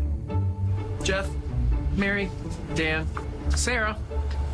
At OEB, we're committed to helping people who get injured. With the outbreak of the coronavirus, we understand you might be afraid to leave your home to get legal help. We want you to know that at OEB, we can get you your help by just picking up the phone. We can take care of almost every aspect of your case electronically, so you don't have to leave your house. The future may feel uncertain, but we can get through it together. Injured? You still deserve justice. Call 546-1111. Call today.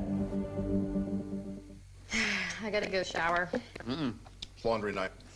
Dishwasher needs to run. And the hot water wars. A Renai tankless water heater gives you an endless supply of hot water for everything you need to do. Feel the comforts of home with natural gas. Natural gas tankless water heaters cost almost 3 times less to operate annually than the electric models. Make the switch today. Renai, hot water for all. Hi, I'm Ray Varner, and we are East Tennessee's Ford dealership. We fish and play in these lakes. We explore in these woods. We experience the beauty and thrill of the ride. And we give you more ways to save with our Ford Summer Sales Event, like this new 2020 Ford Escape, new 2020 Ford Edge SEL, new 2020 Ford F-150 4x4 Super Crew. At Ray Varner Ford, we bring family together while providing the attention you deserve, the care you need, and the team you trust. I am a Simplicity dealer. This business is my life, my career. If you need a new mower, I'll help you choose the model that will make your property look its very best, and even let you take a test drive. When it does need service, you can rely on my factory service training and genuine parts. Because I don't just sell products, I build relationships. I am a Simplicity dealer. SL Bowman & Sons, 524 North Front Street in Rockwood. Evans Mortuary has been serving the needs of families in and around Roane County since 1976. As established members of our hometown community, we understand the security of dealing with people you know you can trust. We build our reputation on this trust. The Evans family appreciates the confidence the community has expressed in us over the years and will constantly strive to earn that favor. Evans Mortuary, 805 North Gateway. The Harriman Utility Board is committed to providing safe and reliable natural gas service to our customers in Harriman and Roane County through the use of safe operational procedures with trained and knowledgeable personnel. An odorant is added to natural gas and maintained to a certain level so that in the event of a gas leak it can be easily detected. If you smell or suspect a natural gas leak, please call the Harriman Utility Board at 882-3242. We can be reached 24 hours a day, 7 days a week. Here is Helen Hammer. Thank you, Mr. Walker. A lot of years have passed since that TV ad. Hammer stores are still offering up-to-the-minute fashions for men and women, famous label outdoor wear and boots, area rugs, and exciting purchases. All at Hammer's famous low prices. Race on down!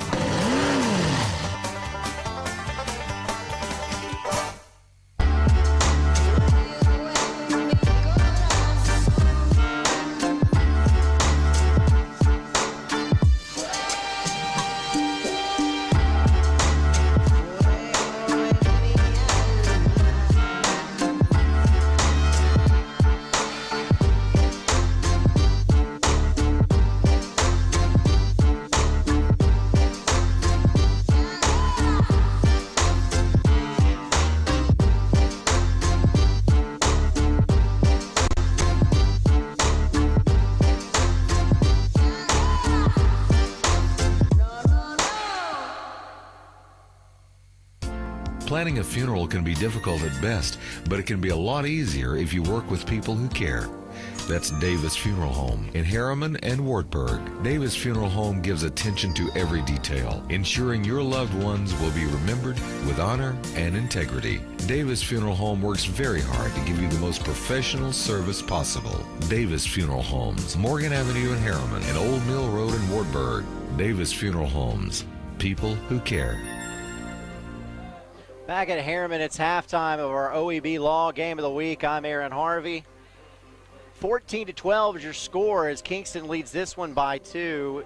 While we have a moment, since we didn't get to, see the bands or anything, let's talk about some teams in the area that we're familiar with. And we'll look at some predictions that we were able to see. Now, halftime has run out here, but normally they'll put a little bit more time on the clock, so we should be able to talk for just a second.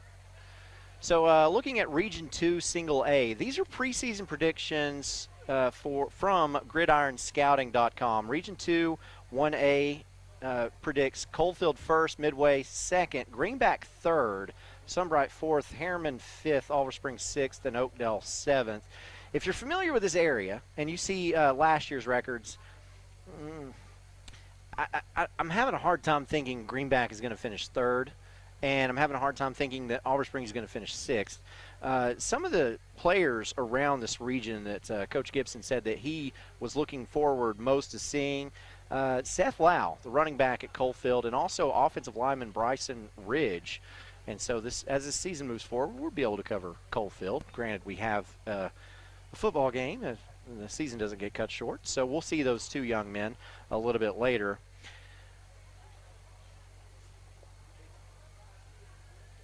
As Kingston's finally made its way out of the locker room, they're going to warm up a little bit. Look at Region 2 AA. Their predictions said Meigs County first, Wartburg second, Cumberland Gap third, Oneida fourth, Rockwood fifth. Again, having a really hard time thinking that Tony Lambert's team is going to finish fourth and John Webb's team south of here is going to finish fifth in that 5-team region, but I don't know. I guess we'll see. Some players that Coach Gibson's excited to see this season. Colby Morgan from Oneida, running back and punter. He's got some offers from Navy, Army, Gardner-Webb, and Tennessee Tech. He's a great punter, one of the best punters in this area or in this region, in fact. And so I believe he'll be able to land a gig punting the football, but also a tremendous athlete with a 4.5 40 speed. and so may be able to get on the field in college as well as an athlete, a running back. And so looking, and we do have a score of interest involving those Oneida Indians, as tonight they're playing Oliver Springs. They lead over the Bobcats 14-6. Moving on, Region 2 AAA, you know this is Alcoa's to lose. They're predicted to finish first ahead of Gatlinburg, Pittman, Pigeon Forge, Austin East, Scott High. This Kingston football team at 6, the Northview Academy at 7. So we'll see if Brian Pankey's crew can do better than GridironScouting.com thinks that they will. Isaiah Cox from Alcoa, another player to watch, has offers from Ole Miss, Arkansas, Vanderbilt, Kansas, Boston College, and UCF, Indiana, and Arizona State as well. Look at Region 1 4A, Elizabethton, Greenville, Sullivan East, Sullivan South, Sullivan Central, Union County, and Granger County. Now, if you're looking at that and you're saying, well, hold on a minute, Greenville might finish first. Well, Elizabethton won the championship last year, so I don't know. We'll see. Moving on. Region 2 4A, East Hamilton is expected to finish ahead of Anderson County. Don't know if the Mavericks are going to allow that, as they've jumped out to a 41-7 lead at halftime over Clinton in their opening ball game tonight. And Region 2 5A, Knox Central predicted to finish first over South Doyle, Hall, Seymour, Gibbs, Carter, and Sevier County in that very tough region. In Region 3, Powell expected to finish ahead of Oak Ridge, West, Fulton, Carnes, Campbell County, and Clinton. And in 6A, Region 1, Farragut, Dobbins, Bennett, Bearden, Hardin Valley, Morristown West, Jefferson County, Science Hill is the prediction there. Keep in mind, Bearden canceled its first 2 football games, so when they get to week 3 and to their region schedule, they're going to be a little bit behind. And, of course, Maryville predicted to win Region 2 6A. As you see those predictions there. So those are some teams around the area that we'll be talking about all season long, and we're getting ready for this second half to take off with a Davis Funeral Home kickoff. Nick Pelfrey kicks it off, and that kick is taken at the 25 by Isaiah Cox. Runs a couple people over, gets up to the 47-yard line, and that's a wonderful way for the Yellow Jackets of Kingston to start this second half. As we see on the Chuck Fleischman replay, Cox was ready for that one. Boom! Puts that hammer down and gets the forward momentum on the tackle to fall forward for another 3 or 4 yards. The official spot is the 47 of Kingston, and that's where Kane Collins, Kingston's quarterback, how you like that alliteration, will take over. Collins starts out in a wing T set, sends Rose in motion from right to left. Rose finds a gap, finds some running room, makes a man miss, and is finally driven down at the Harriman 49-yard line. Pickup of 4 will bring up 2nd and 6. And got another player slow to get up for Harriman, but he's going to be able to stay on the field as we see this Chuck Fleischman replay. Rose makes a great cut there following a blocker. Breaks the tackle to keep his momentum going. 2nd and 6 for Kingston.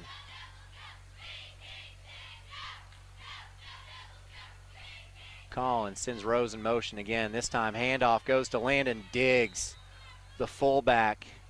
Gets across the line before being tackled about 2 yards shy of the first down.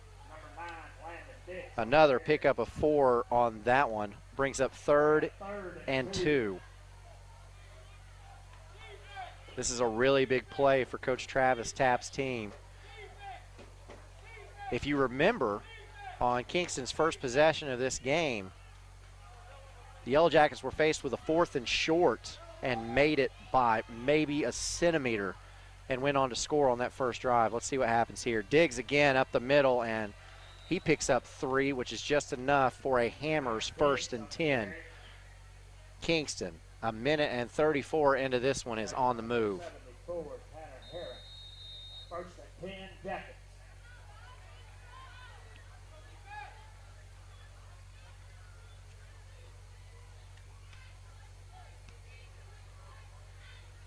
Hammers 1st and 10 as Collins, again in that wing tee, sends a man in motion. This time from left to right, gives it to his wing back, gets up to about the 35-yard line.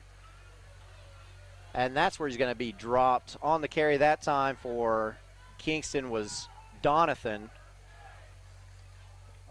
As we see on the Chuck Fleischman replay, Donathan picks up about 7, brings up 2nd and 3. And Kingston, again, just methodically moving this football up and down.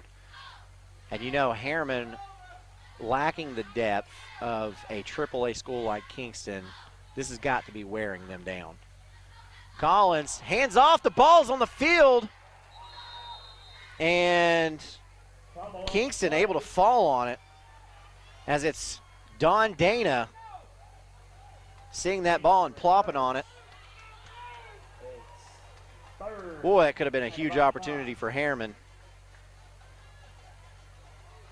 And that's a huge missed opportunity for Harriman. That ball was on the ground a long time.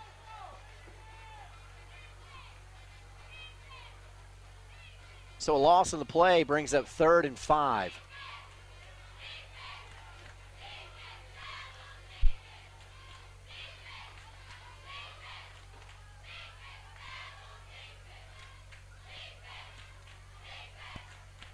Single wing this time. Collins fakes a handoff, rolls to his left. He's got open field in front of him. Got the first down and more to the 20, to the 10, and finally dropped. If there are no flags on the field, and I don't see any, that's enough for a Hammers 1st and 10. Look at this play. Misdirection, that's what this offense is all about. As you see that block, springing Collins free around the left sideline. Ball spotted right at the 10, so it's 1st and goal. Hammers 1st and goal. Collins sends a man out wide to the right, one to the left. Handoff goes to Donathan. Donathan driving. Touchdown, Kingston. Carson Donathan met a pack of Blue Devils and refused to go down. Look at this Chuck Fleischman replay. Donathan, there's 2, there's 3, there's 4. Just keeps going. There's 5. Falls forward, has the presence of mind to put the ball across the goal line, and Kingston scores in its opening possession of the second half. The extra point attempt is up, and it's good. 21-12 is your score now. With 7:55 left to go in the 3rd quarter. Kingston leads in your OEB Law Game of the Week.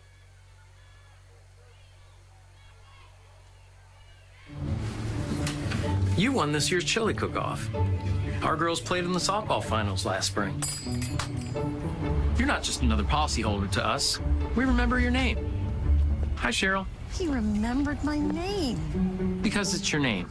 That's simple human sense. Ask Griffin Insurance Agency in Kingston if auto owners make sense for you. Jeff, Mary, Dan, Sarah. At OEB.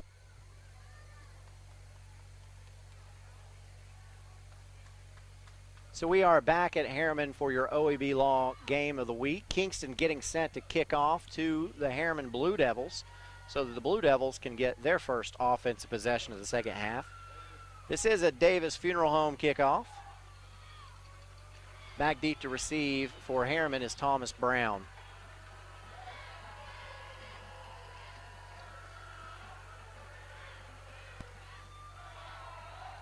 Conan Littlefield set to kick this one off for Kingston. And it's a low kick taken by an upback for Harriman at the 35. Tries to find some running room. Not much there.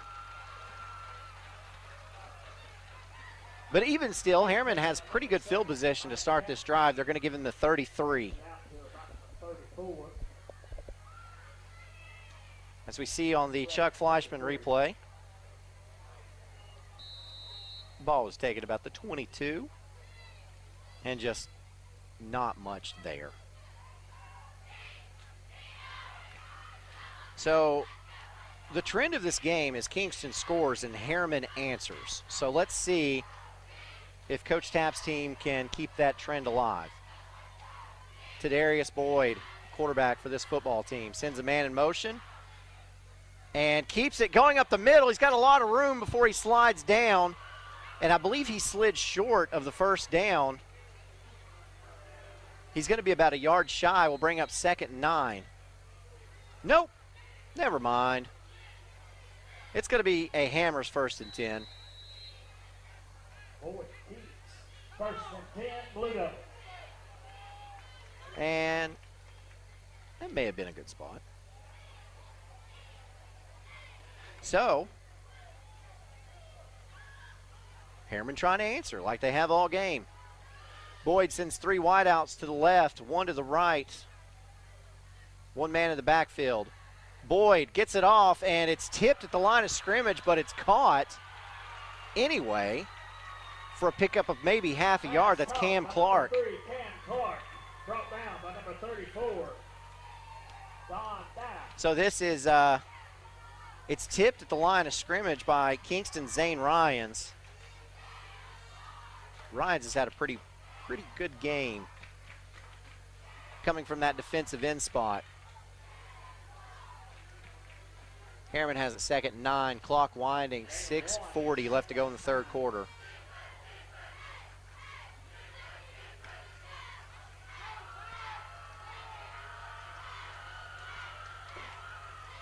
Empty backfield now, and Boyd was trying to call timeout because the play clock was winding down. I don't know if he got it. Okay, they're going to give it to him. So Harriman takes its first timeout of this 2nd half. They're going to talk about it in your OEB Law Game of the Week.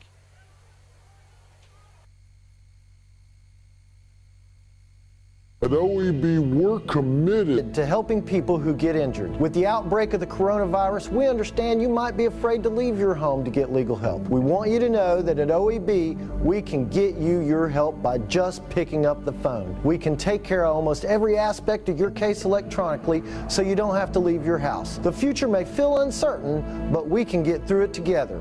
Injured? You still deserve justice. Call 546-1111. Call today.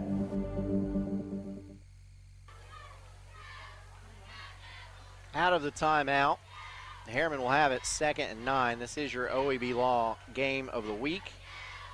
OEB Law donates an $1,000 check, a $1,000 check, let me say it the right way, each week during our game to a high school club student that best exemplifies school spirit. So we thank OEB Law for that and their support of our local schools and community. Empty backfield for Boyd, lines up. And a quick screen pass to the left side goes to Cam Clark. Clark makes a couple men miss and gets all the way down to the Kingston 41-yard line. That's a pickup of 14, and there's a flag up. And I think that flag came at the end of the play. Oh, there's a face mask. Okay. I saw it on our Chuck Fleischman replay. So that face mask will be assessed to the end of the run. And, of course, that's going to be enough for a Hammers 1st and 10.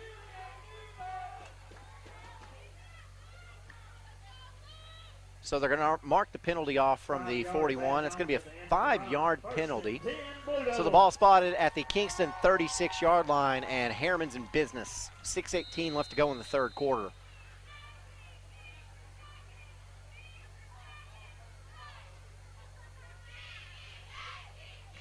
And Harriman again lining up with a quad set to the left, single to the right. He's got single coverage, and that's exactly where he's going. That pass bats up into the air and falls incomplete. Pass intended for number 5, Pelfrey, incomplete. That play was set up because you send 4 wide receivers to the left. You get it out that direction on a quick screen. You pick up 14 yards. So then you've got Kingston thinking the ball's going back left to the boundary side of the field.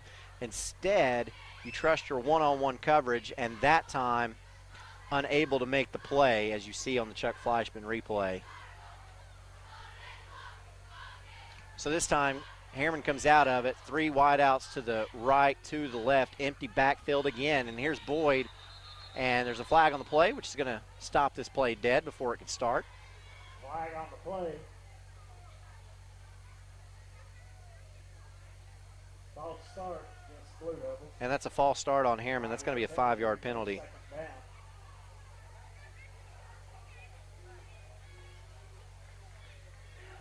Getting some feedback from my confidant, who I wish could join me in the booth tonight. He's watching this game, streaming it online, and he's observing some hands on hips and expecting depth to really play a bigger part in this game from this point moving forward. We'll keep an eye on it. After the 5-yard penalty, 2nd and 15, Boyd, empty backfield again, drops back to pass, has a man there, it's caught. That's Thomas Brown. Gets it to the 27-yard line. And that's going to be just enough for a first down. The 26-yard line, pickup of 16. Carson Dunn. Number 19, Marcus Rowe. That is Harriman's air game is on point. Wide receivers have dropped balls all night, but if they can come down with those, Boyd has been on target all night long.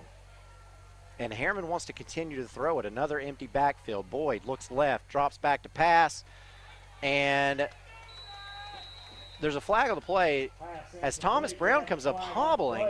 I think they're going to call either a defensive hold here or a pass interference. So it is. They call pass interference. Let's look at this Chuck Fleischman replay and try to see what happened to Brown.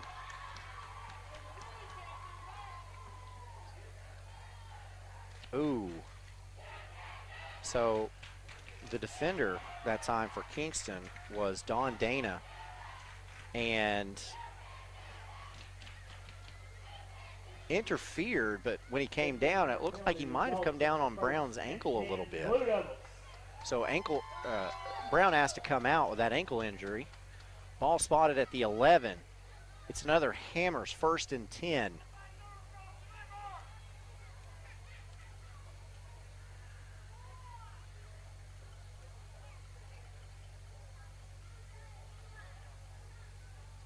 The officials are conferring. I think they're trying to figure out if the ball should have been, or the penalty should have been assessed half the distance to the goal.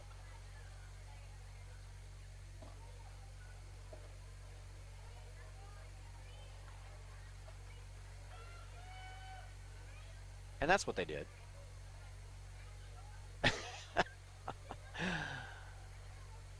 So they back it up 2 yards. And it's going to be a Hammers 1st and 10 from the 13 instead of the 11, but they got to get the down and distance markers in the right place. There they go. Okay. See it far right of your screen. They have to back up there. Penalty was half the distance to the goal.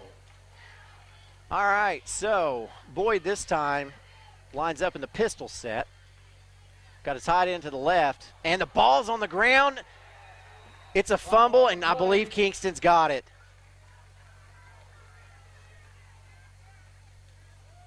No. Somehow Harriman came out with that football, and the Blue Devils are very fortunate to do so. Correction, lost 2, 2nd and 12. Let's watch this Chuck Fleischman replay. Oh, my gosh.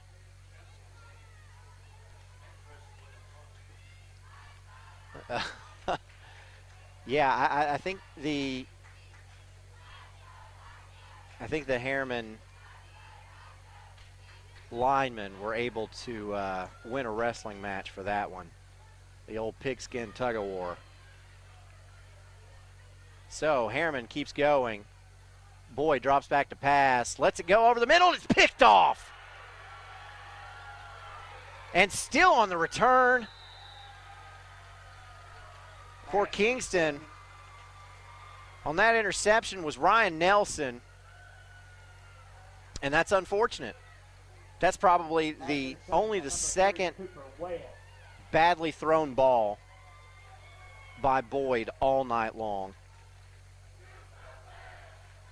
And so that results in a turnover in the red zone, and you never want to see a turnover in the red zone, especially trailing a football game. 3:57 left to go in the third quarter. Kingston will keep its 9-point lead at this point.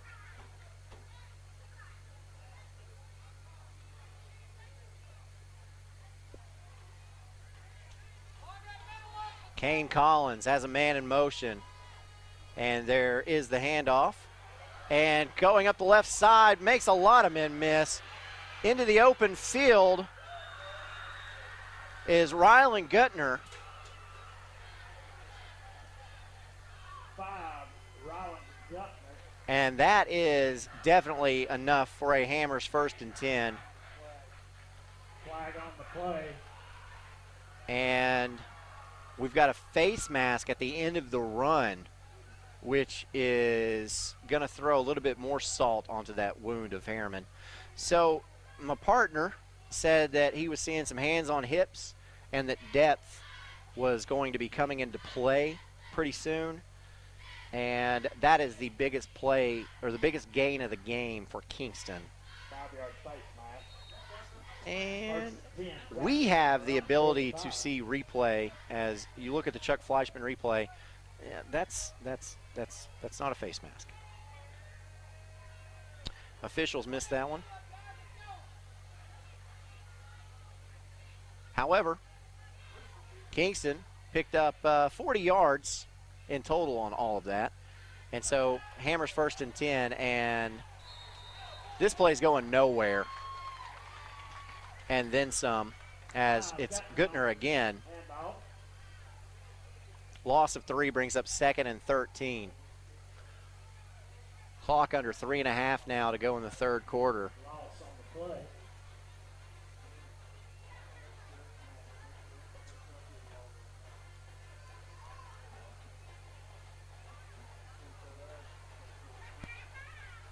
Entering the backfield to make that stop was Xavier Hickman for Harriman. Coming from his defensive end spot. Man in motion is Rose. Rose gets the handoff, cuts it up middle, and picks up positive yardage there. Probably gets about 5 yards,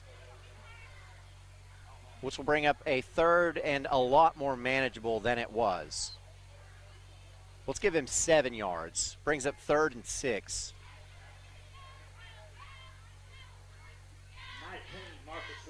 And another minute has ticked off this clock. Under 2.5 to play in this third quarter. Bring up 3rd and 7. And again, Kingston in no hurry whatsoever. Harriman really needs a stop here. Because with the way Kingston is able to control the time of possession, that clock is becoming an enemy to the Blue Devils. Collins takes the snap, fakes the handoff to Rose, now lets it fly. He's got a man there, that's Cox. Cox slips, but stays on his feet, gets upfield, spin move, still making guys miss, and finally dropped on the play, but not before getting to the 26-yard line of Harriman. That is a 31-yard gain. Finally brought down on the play by Harriman's Malachi Ray. Wonderful job by Cox. Looks, slips, but can't fall down. Stays on his feet, gets the spin move there, still making guys miss, and Ray finally gets him and hits him on top of the head. I think that was a little bit of frustration.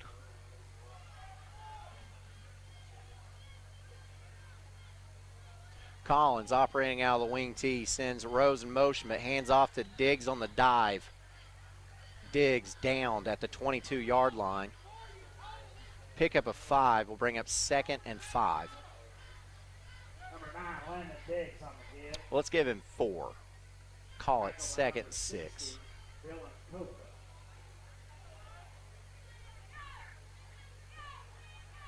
Under 60 seconds left in this third quarter, and Kingston wants nothing more than to run that clock out, go into the fourth quarter with a lead and threatening to score again.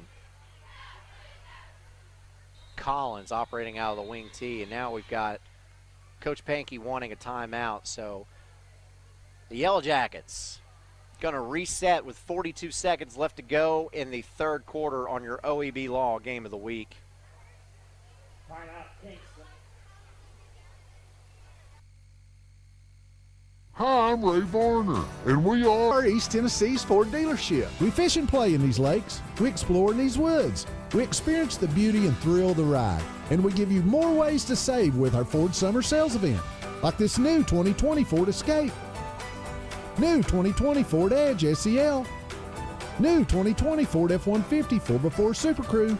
At Ray Varner Ford, we bring family together while providing the attention you deserve, the care you need, and the team you trust. Welcome back into your OEB Law Game of the Week. OEB does it all. Absolutely everything they can in order to help people no matter what their situation is. Could be personal injury, low-cost agreed divorce, workers' comp, criminal defense, wills, medical malpractice, nursing home neglect, bad drug or medical devices.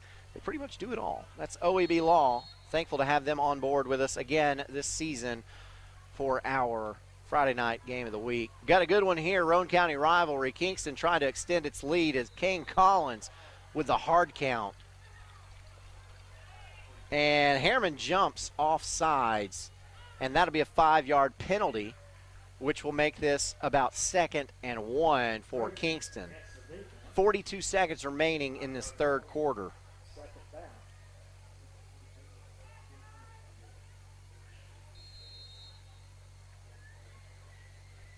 I'd like to remind you that you can stream this game on Facebook, and you can also stream it on YouTube.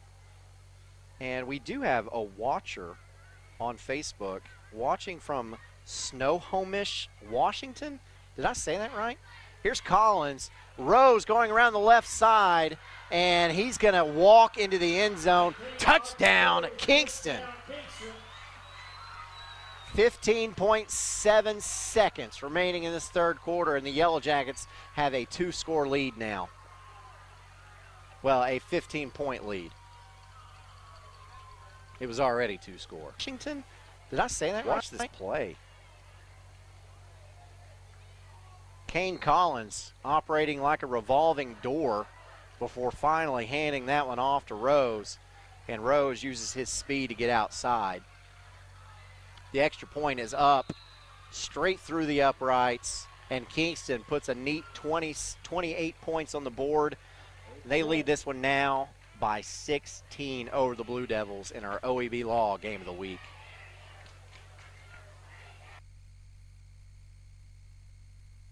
Evans Mortuary has been serving the needs of families in and around Roane County since 1976. As established members of our hometown community, we understand the security of dealing with people you know you can trust. We build our reputation on this trust. The Evans family appreciates the confidence the community has expressed in us over the years and will constantly strive to earn that favor. Evans Mortuary, 805 North Gateway.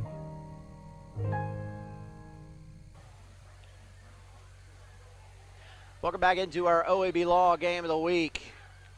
Only 15.7 seconds left to go in this third quarter as Harriman's looking for answers. I'll tell you what they'd really like to have, a break. As my partner tells me, he's seeing that Harriman defense was completely gassed on that drive. Davis Funeral Home kickoff coming. Littlefield sends a quick spinner, and it's not controlled by Stokes. Has to go back to the 5-yard line and pick it up, and he's going to be dropped at the 14. So a bad situation gets worse for Harriman. Still 7 seconds left to go in this third quarter, and Harriman's been able to toss the pigskin around. So they should be able, you would think, to get down and score quickly if they need to. But then the key is, can you stop Kingston?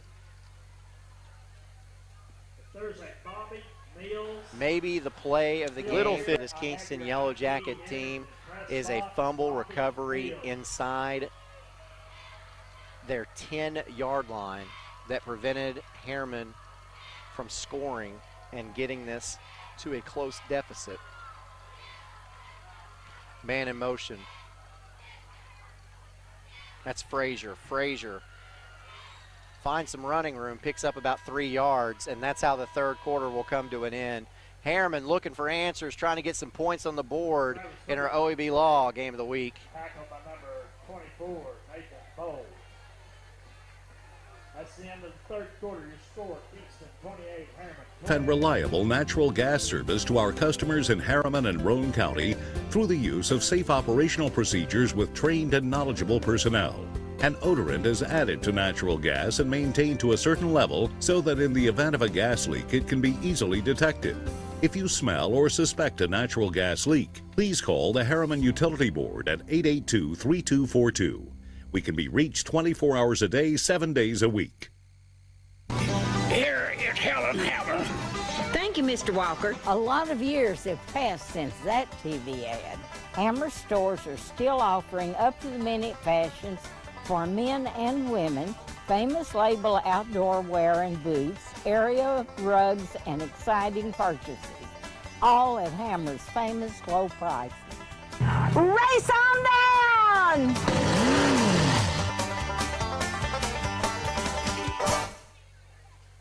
We get set to begin the fourth quarter.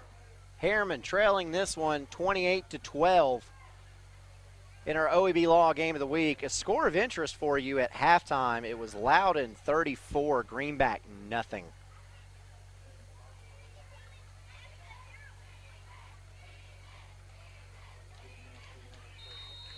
Greenback having to replace a lot of talent this year off of last year's state runner-up team. Here's Boyd, sets up the wide receiver screen, going across the middle. Great move. And getting up to the 30-yard line is Cam Clark. Pass complete, number 3, Cam Clark. A quick pickup of about 15 yards brings up a Hammers 1st and 10. Clark made a wonderful cut right there, as we see on the Chuck Fleischman replay. Landon Diggs for Kingston finally able to make that stop. 2 wideouts either side for Boyd, and the snap hits him right in the face. He has to fall on it. That's not what you want to see. A loss of 3 will bring up 2nd and 13. Watch this replay here. Boom! You wonder how much the cancellation of preseason scrimmages has to do with some of these bad exchanges, because Harriman has had a few.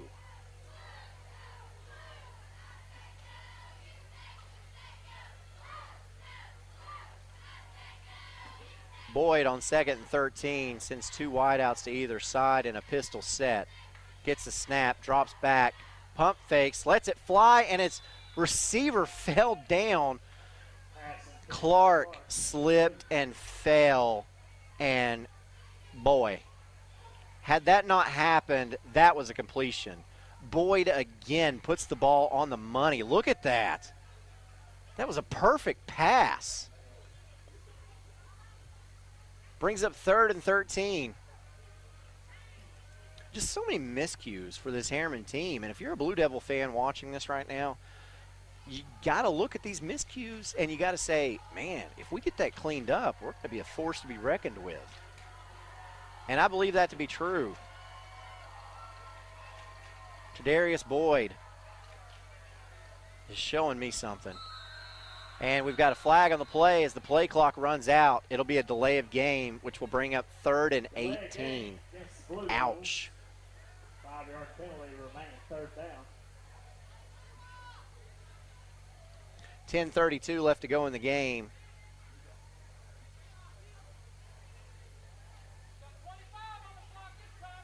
Harriman's got to make the 40-yard line. Ball spotted at the 22. 3rd and 18. Boyd drops back to pass. Lets it fly, and this pass is picked off again. And down at the 45-yard line is Cooper Webb. Cooper Webb. And Harriman looks a little bit defeated, and Kingston looks pretty energetic.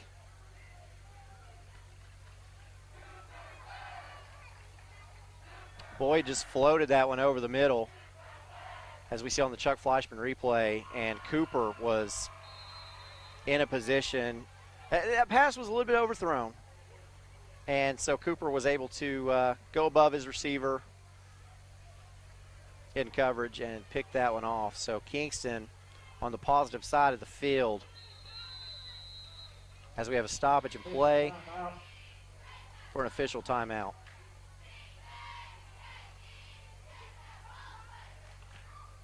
I saw all the officials were looking at the scoreboard. Makes me wonder if we have a clock issue of some sort.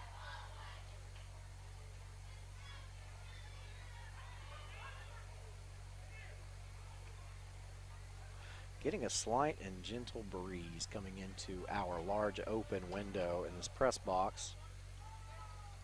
Normally when you think high school football at the start of the year, you think it's dreadfully hot. It's not tonight. It feels nice. Feels like fall.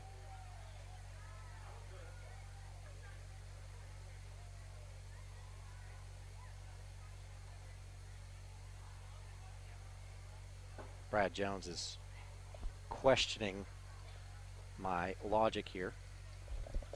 Okay, maybe it doesn't feel like fall, but it feels nice. So the officials are conferring with Coach Travis Tapp.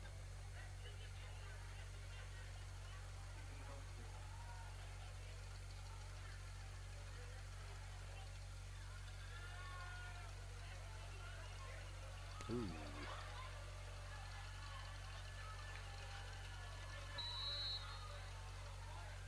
I don't want to say anything, but I think I just saw a strike of lightning. Maybe I didn't. Maybe it was a camera flash. Okay, so finally going to get this thing started back up. I have no idea what that big hubbub was all about, but here's the handoff. Goes to Donathan. Donathan goes around the right side, cuts it back up the middle, and picks up a solid 7. As we look at the Chuck Fleischman replay. Meets that first contact and still drives the ball about 4 yards further.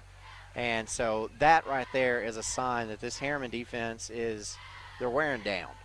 10-10 left to go in this fourth quarter. Okay, so we do have an issue with the clock. So when I say 10-10 left to go in the fourth quarter, I'm actually saying, I have no idea. So 7-yard pickup by Donathan brings up 2nd and 3, actually. Wing T set for Collins. Collins hands off to Rose, going around the left side. Cuts it up and picks up nothing. We'll bring up 3rd and a long 2. And we've got a cramp on the field now, which is funny because the coach, Gibson, just sent me a text message that he'd not seen any cramps. Well, there you go, Coach. Good job. Just jinxed this young man. Getting those cramps on the field right now is Don Dana. And this is an expected part of the first week of football anyway. But especially, you don't know how many of these kids can be in game shape because you haven't really been able to do a lot of game-like activities in the preseason. So that makes it worse. So even though our temperatures aren't as high as maybe they normally would be this time of year, you still will see some players cramp up.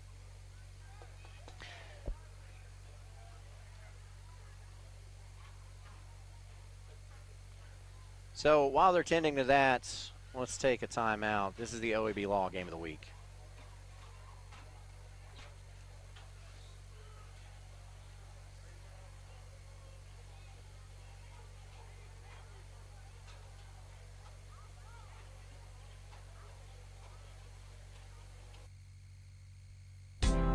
Planning a funeral can be difficult at best, but it can be a lot easier if you work with people who care.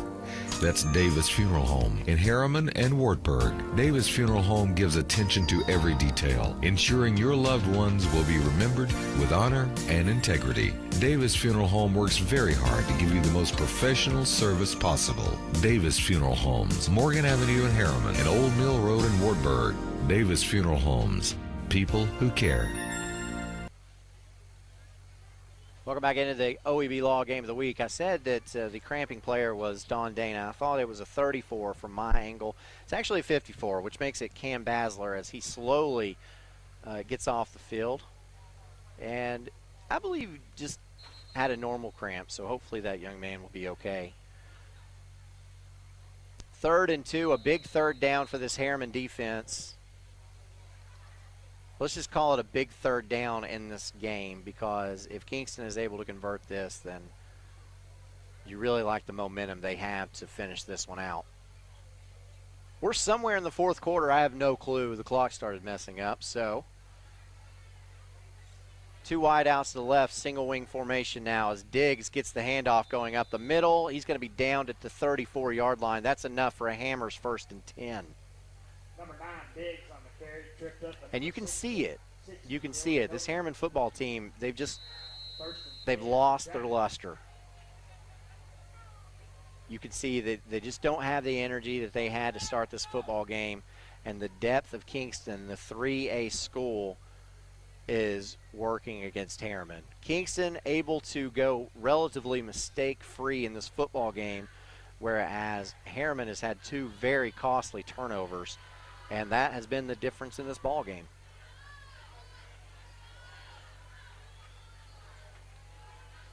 Collins, handoff, going around the right side and finding a lot of daylight.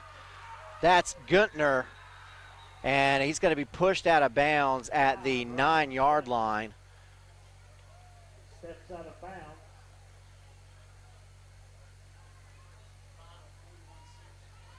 At the 8-yard line, be 1st and goal, Jackets. They're going to give him the 8 before he is run out of bounds. And so it will be a Hammers 1st and goal for Kingston.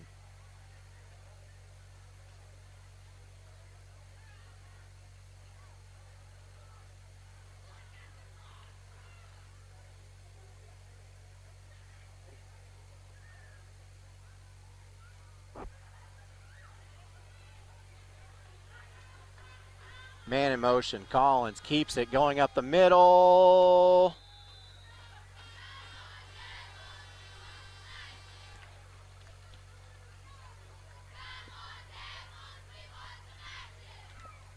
And not in. How, man, that's as close to in as in can get. See, Kingston doesn't take a lot of snaps under center, so I don't know if I would expect them to attempt a center quarterback exchange here. Nope. This is going to be a handoff to Diggs all day long. Collins, wing T. Diggs behind him. Nope. Collins comes up. He is going to run the quarterback sneak, and he's in. Touchdown, Kingston.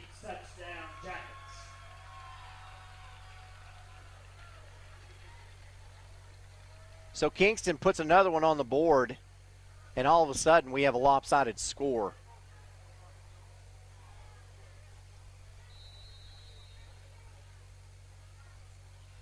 Kingston will line up to attempt the point after.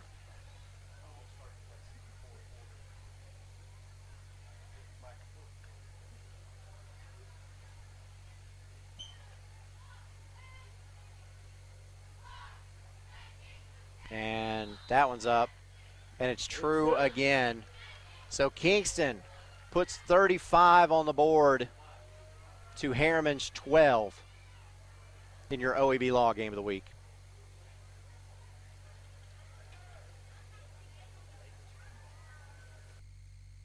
At OEB, we're committed to helping people who get injured. With the outbreak of the coronavirus, we understand you might be afraid to leave your home to get legal help. We want you to know that at OEB, we can get you your help by just picking up the phone. We can take care of almost every aspect of your case electronically, so you don't have to leave your house. The future may feel uncertain, but we can get through it together. Injured? You still deserve justice. Call 546-1111. Call today.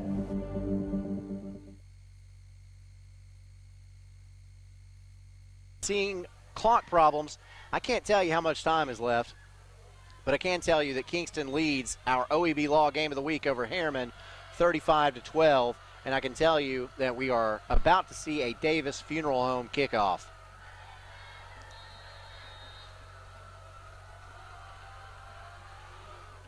And this one lands at the 11 and drops dead, but picked up and returned out to about the 9-yard line.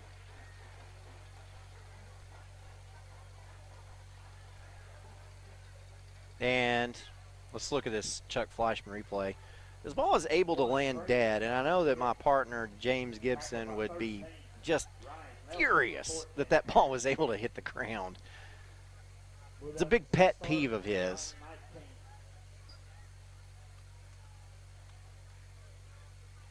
Harriman going to try to march this down 81 yards and try to show some life to stay in this game, but it's a very steep mountain to climb at this point.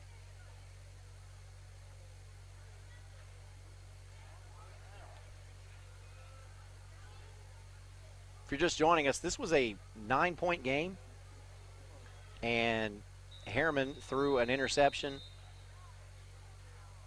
and Kingston went down and scored off of it. And we got to delay a game on Harriman again. That's a 5-yard penalty. Harriman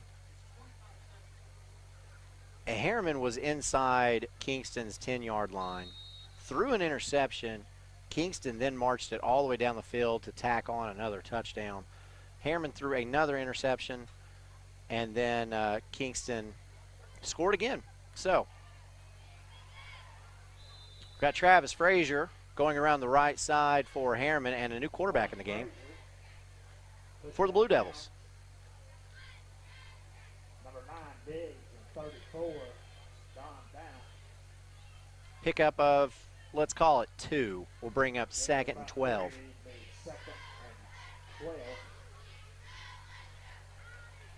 Your new quarterback in the game is Elijah Davis. He's got Frazier in the backfield with him, 2 wideouts either side. And he can't handle the snap, and he's going to be walloped.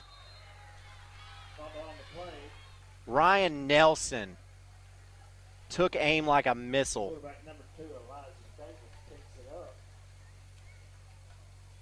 Ooh. Loss, it'll bring up 3rd and long for the Blue Devils. Ball is spotted now at the 10-yard line. The line to gain is a 29. So it's going to be 3rd and 19. 3rd and 20. No, 19, PA announcer. Davis, your quarterback, 2 wideouts either side. Can't handle the snap again, but hands it off to Stokes. Stokes finds some running room around the left side, makes a man miss, makes another one miss, gets into the open field before he's finally dragged down at about the 23-yard line. A pickup of 13. Not enough for the first down, however, but some nifty running there by Nasir Stokes.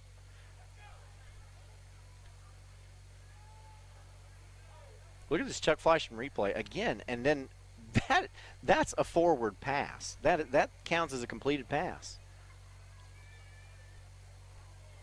And Stokes with some nifty running, but unfortunately not enough for the first down. So Kingston, Harriman lines up in punt formation again. And it is Thomas Brown set to punt. and he has to take a timeout. So Harriman with a little bit of miscommunication there, trailing this game 35-12 in your OEB log game of the week.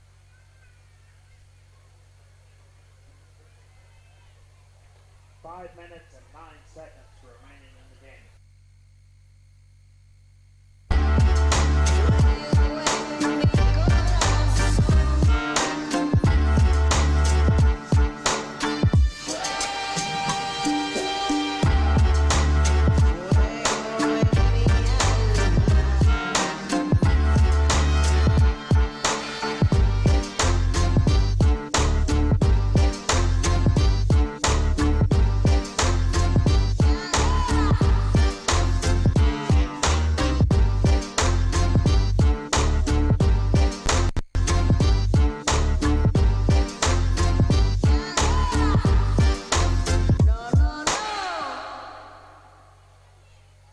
Welcome back to our OEB Law Game of the Week. Join us next week, as you just saw on your screen, as Sweetwater takes on Rockwood in Tiger Country. That'd be a fun one to watch. We found out 5:09 is left in this game as Brown's punt gets off, lands on the ground, rolls, and ooh, dangerous, but Isaac Cox picks it up, and he's got a lot of running room, and he's got 6 on his mind. Got one man to beat, and Brown able to knock him off balance enough to slow him down. Huge return by Cox.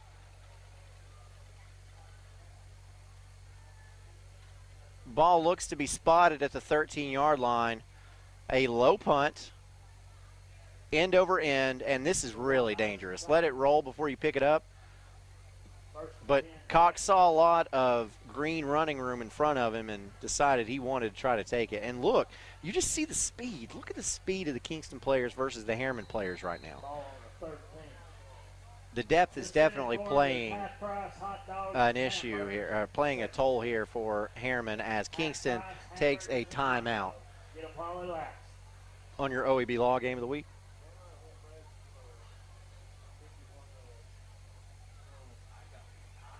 Timeout, Kingston. You won this year's chili cook-off. Our girls played in the softball finals last spring. You're not just another policyholder to us. We remember your name. Hi, Cheryl. He remembered my name. Because it's your name. That's simple human sense.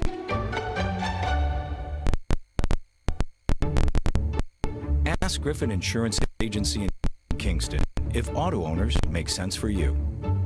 Jeff, Mary, Dan, Sarah. Back at Harriman, out of the timeout, Kingston will have it with a Hammers 1st and 10 from the Harriman 13-yard line.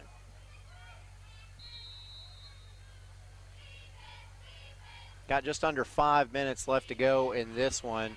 Kingston trying to tack on another score here. And we've got a bad snap with a new quarterback on the field for Kingston, and that's Rylan Guttner. Falling on that one is Cooper Webb. So you might have a new center in the game as well. So Kingston trying to get some fresh bodies in there and get them some work.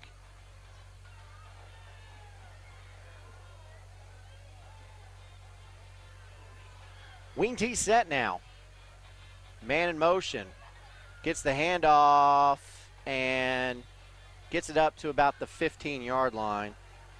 And for Kingston, that's Barrett Branham. 40, Barrett Branham on the carry. So ball spotted at about the 17-yard line, which will bring up 3rd and 14.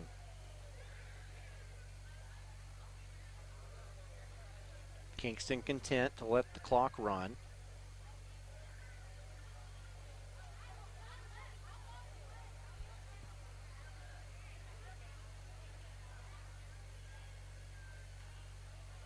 Ooh. Here's a handoff. It's Webb, and Webb is dropped at the 11-yard line. There's a flag on the play, which will be a legal substitution. Tackle by number 8. Nasir Stokes. Flag on the play. All right, actually, it looks like they're going to call it a legal shift. Kingston had a player running onto the field right before the snap, and then he stopped and ran back to the sidelines. And that's when the flag was thrown. Illegal participation against the Jackets. So they're going to, okay, illegal participation. Now we got that worked out. Ball is spotted at the 22-yard line. Got to make the 3. Let's call it 3rd and 19. Wing T set. Man in motion. And handoff goes to the fullback, and he's dropped. For Kingston, that's Kane Ladd, a freshman, getting some valuable PT tonight. And that's going to bring up 4th and a bunch. 4th and 17, 18. And both teams with a lot of clean jerseys out there right now. So the streak that started in 2015 of the home team winning this game is going to end here tonight in Harriman. And here's Guttner with the keeper, finds some open running room, gets to the end zone, touchdown Kingston, but there's a flag on the play. So we'll have to wait and see what that one is. 5, Robin Guttner on the carry. We have a flag on the play. I saw where the flag came in, so let's look in that area and see what happens. It wasn't in the field of view there, so I'm not sure. The officials are discussing. You know, we talk about COVID-19. We've talked about it all night. You've heard about it all year. Tired of hearing about it as we get the call here. It's a holding on Kingston. Okay? So from the spot of the foul, the Yellow Jackets will be backed up 10 yards, and you'll have another 4th down play call. Holding. So, again, COVID-19 has just been, it's put a major damper on 2020. I don't think I'd be wrong to say that everyone has that opinion.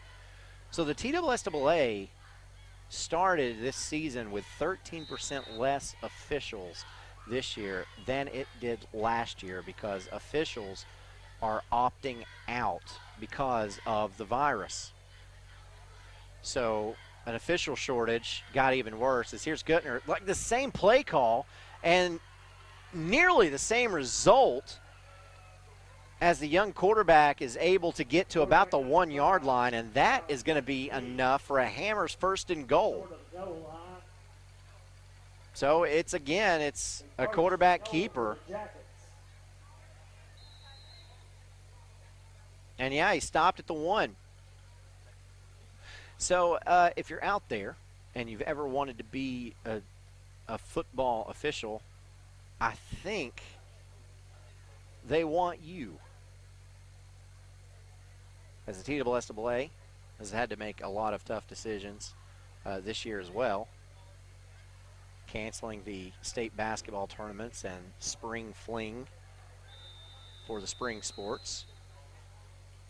As we've got a dead ball, delay of game on Kingston, and that's going to back them up 5 yards. So it'll be a Hammers 1st and goal from the 6 instead of the 1.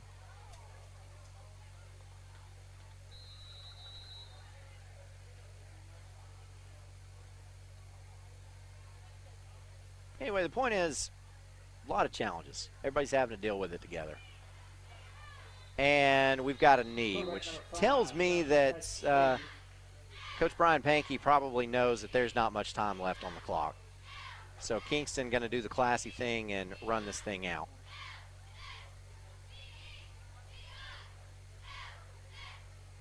In fact, the entire team is walking to the sidelines, and the Kingston bench is lined up at midfield.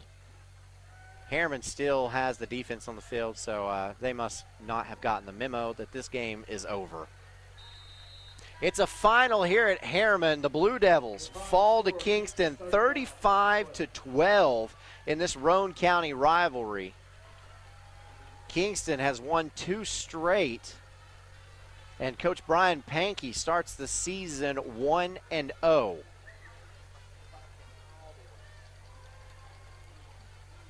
And this was a very good football game up until about midway through the third. Harriman with 2 costly turnovers, 2 interceptions, and Kingston able to capitalize with scores on both of those. So if you take 14 points off the board, that would make the score 21-12.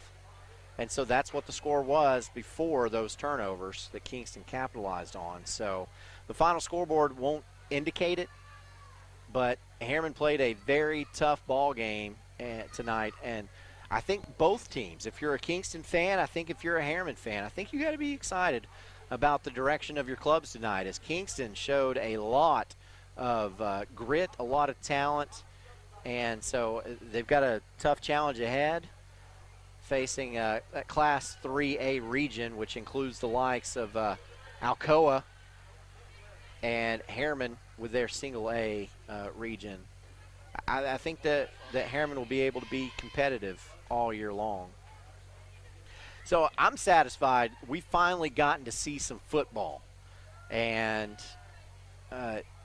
it was a great game here at our OEB Law Game of the Week, as Harriman defeats Kingston defeats Harriman 35-12, and hopefully we'll be able to bring you football all season long, and hopefully next week I will be here in the booth, and my friend and partner James Gibson will be in the booth as well, and we'll be able to broadcast a game. It should be a great game next week as Sweetwater visits Rockwood.